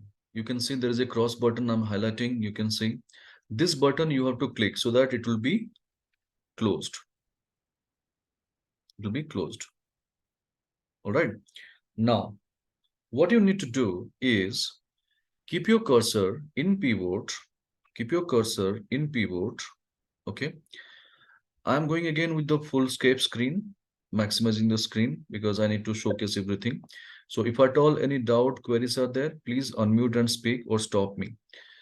Keeping your cursor in pivot, can you see in the same pivot table analyze or analyze tab is there?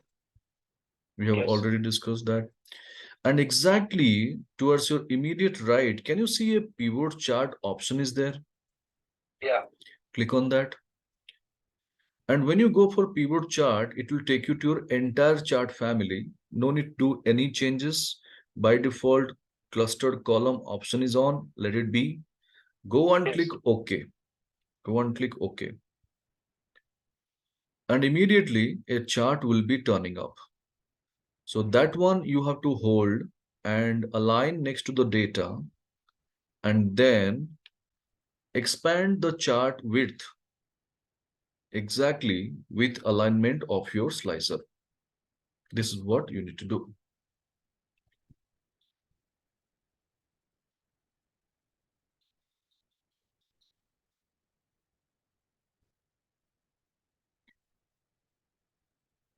Keeping the cursor in pivot, going to pivot table analyze, clicking pivot chart, clicking OK, plotting the chart, holding the chart, aligning next to the data, expand the width exactly with alignment of your slicer. So is it done? Yes. Right. Now, once you have done with this, the beauty of pivot chart, let me take you through something. Just see. The beauty of pivot chart is you'll be getting some ready-made filter buttons inside the chart area. Like our year filter is there over here, you can see. And we have got our product description filter also there. These are the default options we get in pivot. Not in our regular charts, you will be ever be getting that. So whenever you see a chart contains the ready-made filter buttons, definitely this is created or designed out of a pivot table. It may be a different story. Our pivot data may be in different Excel sheet and chart would be in a different Excel sheet, but it is created out of a pivot. All right. Now, the moment you have the chart in place, if you select, can you see one design button is also activated in the ribbon if you select? One design button is activated. And this design button, if you go for it, there are many more styles are available. Go for the more button and take the last one. Why the last one blindly? The reason is if you compare any other styles, the last one will be giving you the glossy impact, embossing effect, or the shadow impact. That's why we prefer to go for the last one. And once you take this, can you see some changes on your chart styles? Is it giving some kind of shadow impact?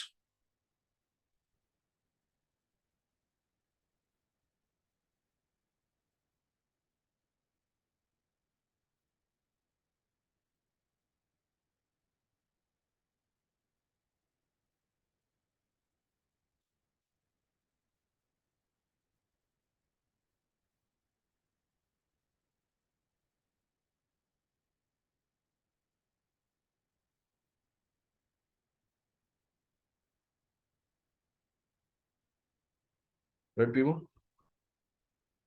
Super clear?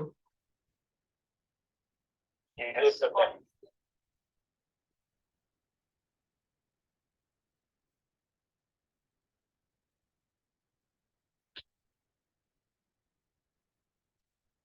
Now, second thing, if you look at our chart area, some unwanted grid lines are available. That makes my chart presentation messy. So we need to remove the same. How to remove? See, if you select your chart, there is a plus symbol. And in that plus symbol, if you click, there is a menu options turns up and grid lines option is activated. You can deactivate the grid lines. And again, click the plus symbol. So the chart area will be cleaned.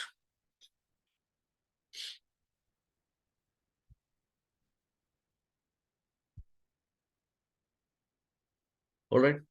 So all these things we have done so far. Whatever we have done, people, so far, anybody can do that. It's not a rocket science or it's not something extraordinary we did, and people will be happy watching this. So, as I have been always telling you since day one, now the time has come how to make our presentation different from others. Just see. Whenever you prepare this kind of dashboards, the unwanted stuffs, please try to remove. What is that exactly? Take a look. If you keep your cursor in any of the blank cell, anywhere in the blank cell, you keep your cursor. What are the things unwanted? Can you see this formula bar is unwanted? These column headings are unwanted. These row headings are unwanted. So let's first remove all these three. How? Keeping a cursor anywhere in the blank cell, go to View tab. Can you see in the View tab, three options are there, naming grid lines, headings, formula bars. Can you see all these three checkboxes are on? Yes. Please deactivate all these three. Now, when you deactivate this ribbon menu option, this is also unwanted because for dashboard, we are not going to operate in any of these ribbon options. How to deactivate the same? You cannot remove it. Only thing is we can hide or unhide. So to hide or unhide the ribbon bar, you can go for a simple keyboard shortcut, Control F1. If it is not a direct key, function Control F1. It's a toggle key. The first impressions to deactivate or activate, you can go and operate with the same key to hide or unhide. Just check, is it operating? Control F1 or control function F1. Right, people? Now, what kind of feeling you are getting when you see your own dashboard? What kind of feeling you are getting? As if a blank page is there and entire template is embedded. Do you see such kind of feeling you are getting? Yes, sir. Right. Now, once you have done with all these things, the very important step, the last step for our interface designing purpose, being a presenter, remember one thing, do not ever show many more information to the audience because the more the information you show, the more the questions you are going to invite. And you don't have the whole day to make your presentation, right? In a meeting, hardly you get 10 to 15 minutes. That's a great achievement. So you have to do your homework in such a way that within that 10 to 15 minutes of time, you should make your presentation. You should always welcome all the questions. You should answer them. And at the end of the presentation, you give your interpretation or comments or feedback upon the same. So this is entire thing to be done in 15 minutes of time. So now we have got many more Excel sheets. So you would have thought something about this to do some treatment upon the same. Any idea what to be done? We can hide this. Very good. We can hide this. So the moment I'll go on hiding all these sheets, at least I have to keep this pivot 10 sheet open. That I have to keep it on. Do you agree? Yeah. Now suppose say I have hidden everything. I have kept this sheet on. And while I am presenting my data to my people, to my audience, accidentally suppose my mouse right click is enabled like this. Now in this format, when you look at, definitely this unhide button will be activated. Do you agree with me if I have hidden something? Yes. Now suppose say in my meeting or in front of me, my vice president is sitting, and at least he's smart enough to understand unhide option is on means something is hidden. And he asked me, Prabhas, just click this unhide button. Can I say no to him? Or can I say in return, sir, whatever you are looking for, we are working in pivot 10. Why you are asking unwanted questions? Can I say something to my audience like this? No. So, in this point, what you have understood, we have taken the efforts, we have put the efforts, we have spent some time to hide our data, but a simple right click is going to make this option enable, make this option visible. Then what is the point of doing that? Hide in such a way nobody will be ever be knowing that what you have hidden, where is your working, where is your pivot, where is your data. Nobody will be knowing except you. Then it makes sense. Do you agree? Yes. So how to do that? Just see. Do it along with me. Go to the file menu. Go to the file menu. Here, you will be finding one options tab is there in the extreme bottom, depending upon the versions. Yes. If you click that, it will take you to a dialog box naming called Excel options. And there in the left side, we have got multiple categories. You need to choose the category name called advanced. And when you choose advanced over here, towards your right side, you have a scroll bar. Now take that scroll bar and slightly scroll it a little bit below. Somewhere in the middle, you will be finding a section called display. Yes.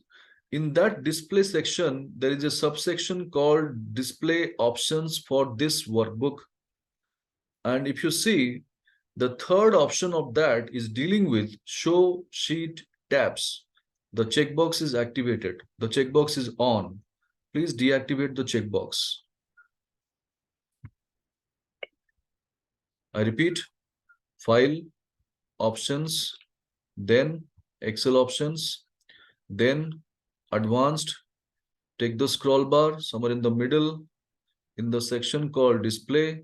Within that, display options for this workbook and show sheet tabs. These options to be deactivated. And finally, you need to go for OK button. Please follow and see the beauty. No, It will be there definitely, Pramand. I have showed the advanced, yes. You scroll down. and then display. Within And that, then within display, quickly access the number of recent workbook. no. Go for major section. That is in bold letters. It is written, right? Go for the next bold letters immediate below. What is that?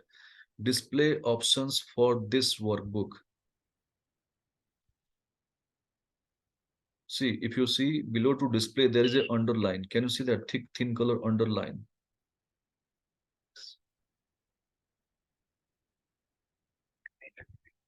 No, Pramand, just follow my instructions. Yeah. Display options for this workbook. Did you Yeah, get that? yeah. Within I within did. that, the third option, show sheet tabs. Is it on? Yeah. That you have to deactivate. The checkbox only deactivate. And the moment you go for this and click OK, the entire sheet tabs section will be hidden. Nobody will be ever be knowing that how many sheets you have operated, where is your working, which pivot you are working, where is your source data, except you, nobody will be knowing. So this is how you are controlling your information, and people will have to watch what exactly you are showing them. No unwanted questions. Did you get that? Yes, sir. Right. Now, once we have made it, now please stay focused on my screen for a minute. See, this is how I have made my interface ready. Okay. Now, suppose say my boss asked me, Prabhas, are you ready with your presentation? I said, yes. So he invited me to the meeting. He has greeted to all our global leaders and he asked me, Prabhas, please start the show. I opened this file. Immediately he told me, Prabhas, we are not interested watching last 3 years data as such. Please show us only 2016 data. No problem. I will go to my year column filter in the chart area. I will choose only 2016 out of this. So now only 2016 data alone will be visible on the screen. Anybody who is interested watching my data in terms of billions, millions, lakhs, and crores, they will be watching the pivot table. Anybody who's interested to make an instant information, he can make out by looking at the chart. From Genex Nano, we got the maximum revenue. From Sumo Gold, we have got the least revenue. Now, suppose say next to my boss, my chief marketing officer is sitting. Looking at the data, he asked me, Prabhas, if this is the history of 2016, can you show me the performance of salesman 5 for the whole year? So salesperson 1 slicer is there. I will click SM5. Now this data is now confined to only salesman 5 for the year 2016. Now looking at the same, he kept quiet for a while and immediately asked one more question, my CMO. What is that? If this is the performance history of salesman 5 for 2016, can you show me what is his performance during the month of May for that year? Well, I have a month slicer. I will choose May month. I will click May month. And immediately this is the status. Only one product he has sold for the organization, that is called Hexa. And who is that customer he has sold? Tuli Motors. Which country exported? Africa. On a click of button, everything is happening. So this is how people, when you integrate your pivot table, slicers, pivot charts, this is called nothing but a dashboard kind of report. So check it out. When you go and operate, do you get the same flavor what I showed you?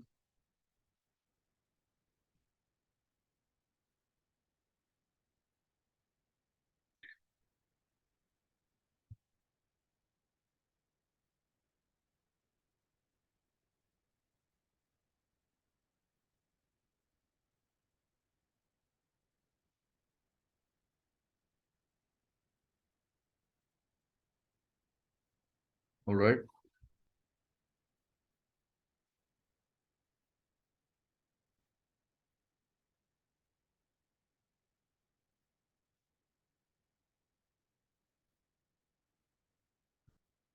So when you go and present something like this, people, trust me, whoever is in the audience, they are going to definitely clap on your reports and they will be giving a compliment to your report. And this is what people are expecting from you. All right. So Yes. any doubt, any questions, any queries from this?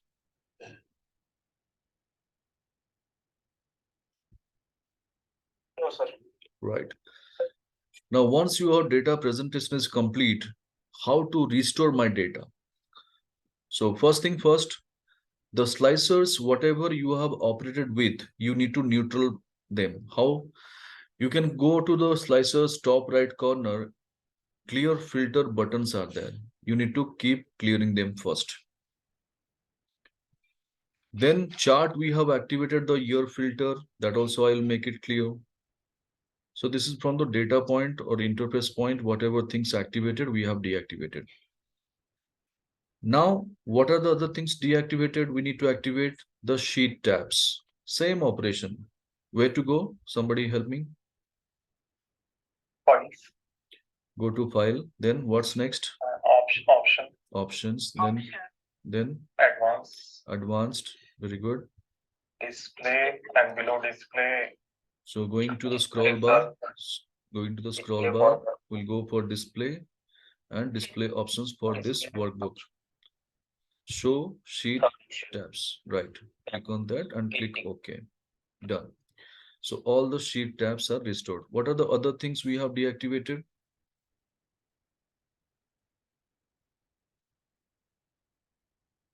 Control F1 and formula bar. So first thing first again, keep your cursor in the blank cell. Yeah.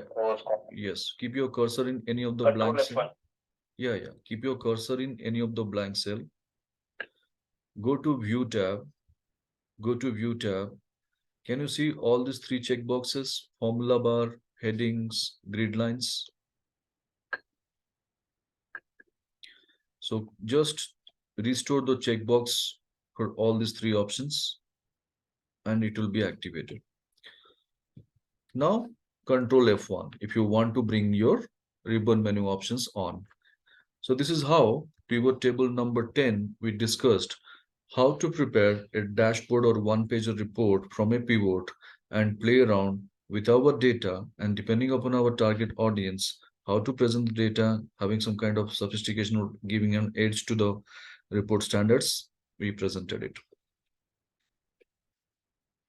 So if at all any questions are there, please do me ask. As I told you, practice is very, very essential, people. Techniques I told you, features I told you, taking the live data, you have to keep exploring more, nothing much. And these things will be very, very essential when you go for the next level of learning. So next Sir, level. this, sorry, sir, this pivot table, when we bring the cursor in pivot table, that options are coming, that list of fields and all these things. Right. But we closed it. Right. But now it is not coming. Then how it is again bring back? Simple. Right click on pivot. You'll be finding show field list option is there. Okay.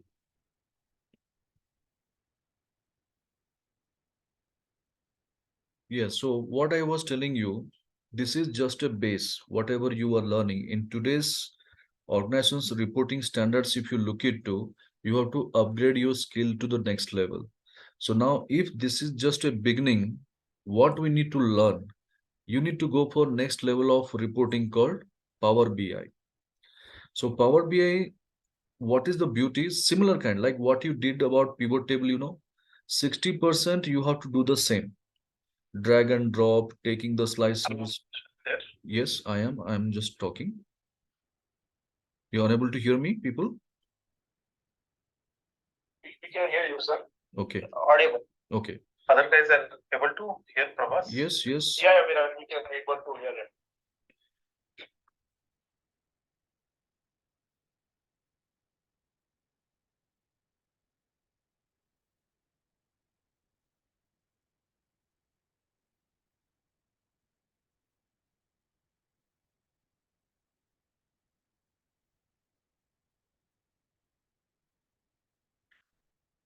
Right. So what I was telling you, don't confine your limit only to this.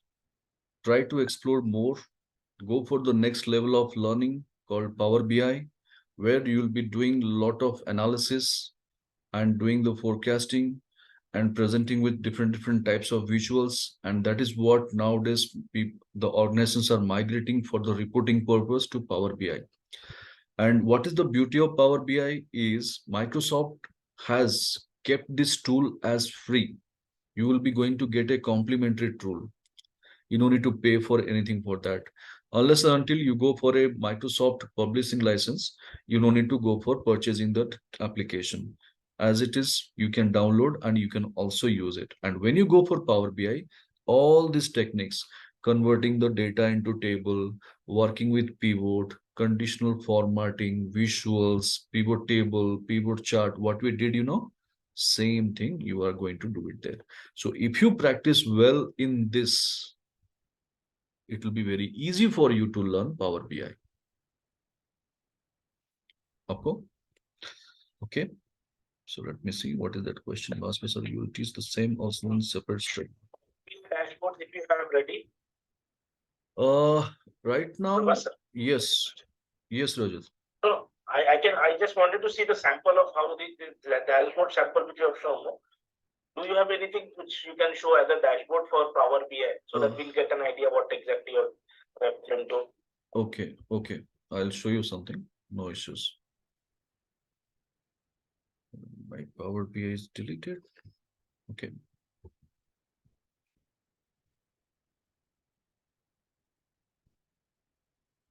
So let me see if I can give some review on that.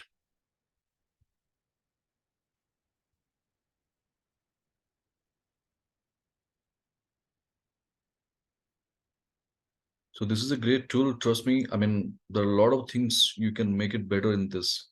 I personally really salute to this tool. Microsoft has made very delay, actually, technically. They should have come up.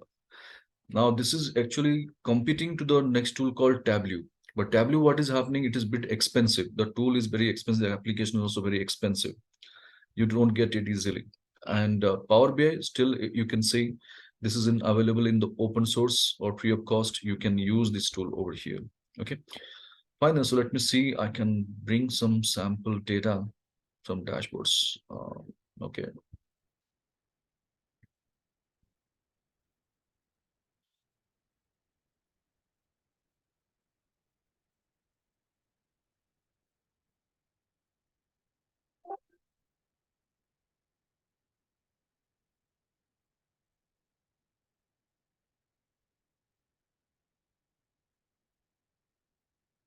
See, this is actually a sales dashboard.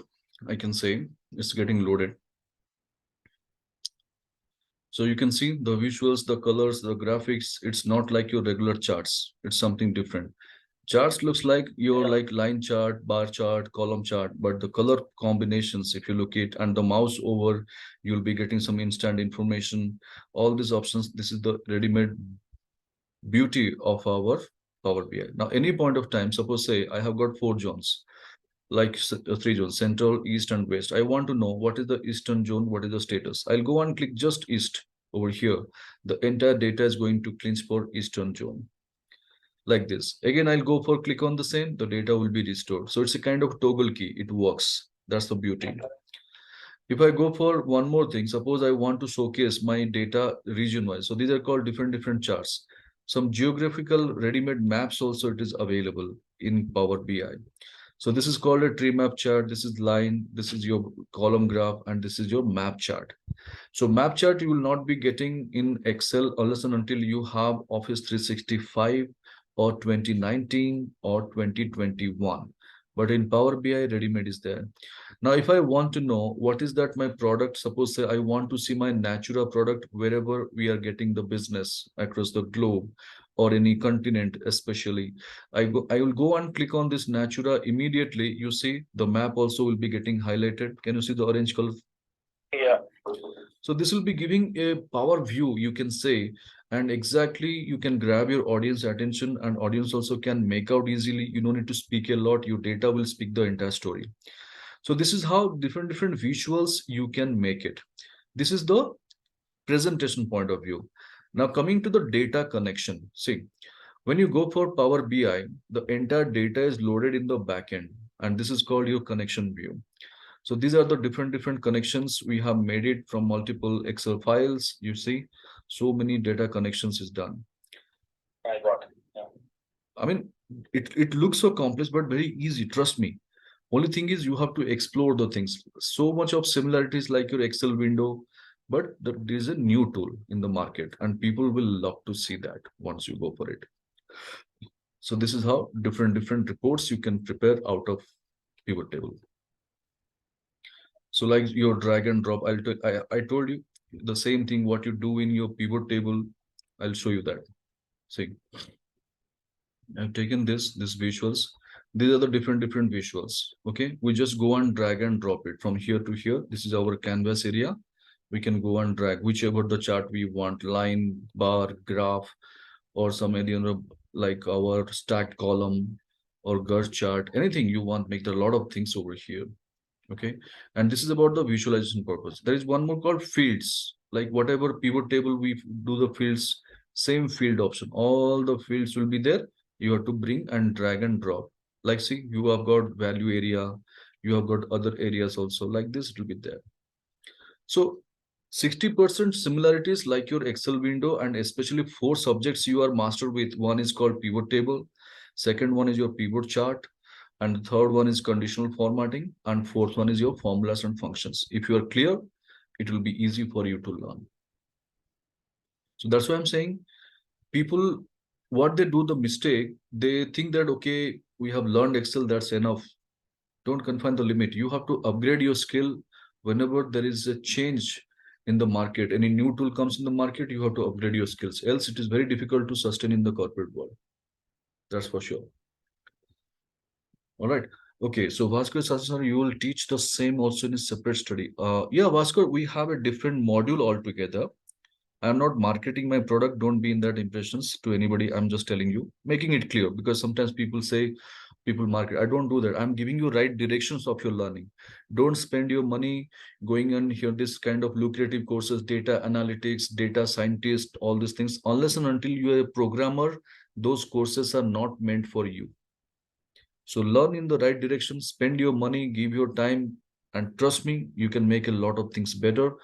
And in terms of monetary benefits also, when you go for any other company, you'll be getting a good hike. And people have already proved that those people who have enrolled our courses, they have thanked to us a lot, because we have guided them in such a way, they have got a good handsome salary jobs over there. So I'm just telling, find out your worth. being there in one company itself for quite long time doesn't make any sense. If you want to have a growth in your career, make yourself in the right position, take yourself to the right position, and where you will be valued. What's your potential? People should know what's your caliber. You should express that. You should get a freedom to do it. Get such kind of environment. Then you can make a lot of difference. All right. Fine then. So this is about our pivot 10 people. This is it from our day 3 side. Any doubt, any queries? Hope it was good investment of time, day 3 as well. Yes. Absolutely, sir. It was wonderful session. Thank you so much. Thank you so much. No problem. As usual, as I have committed, you'll be getting the recordings in another 2 hours of time. And I'll be dropping a mail along with the group. I'll be also dropping a text for that. And tomorrow we'll be meeting again the same time. And our agenda will be the most important formulas, functions like VLOOKUP, HLOOKUP, the multi-criteria VLOOKUP, where to apply, how to apply, and how to apply multiple combinations of nested functions to get the desired results. And we'll be looking at some nested functions from the logical side and some dashboard functions and charts and graphs. That will be our tomorrow's agenda. All right. So any doubt or queries for the day?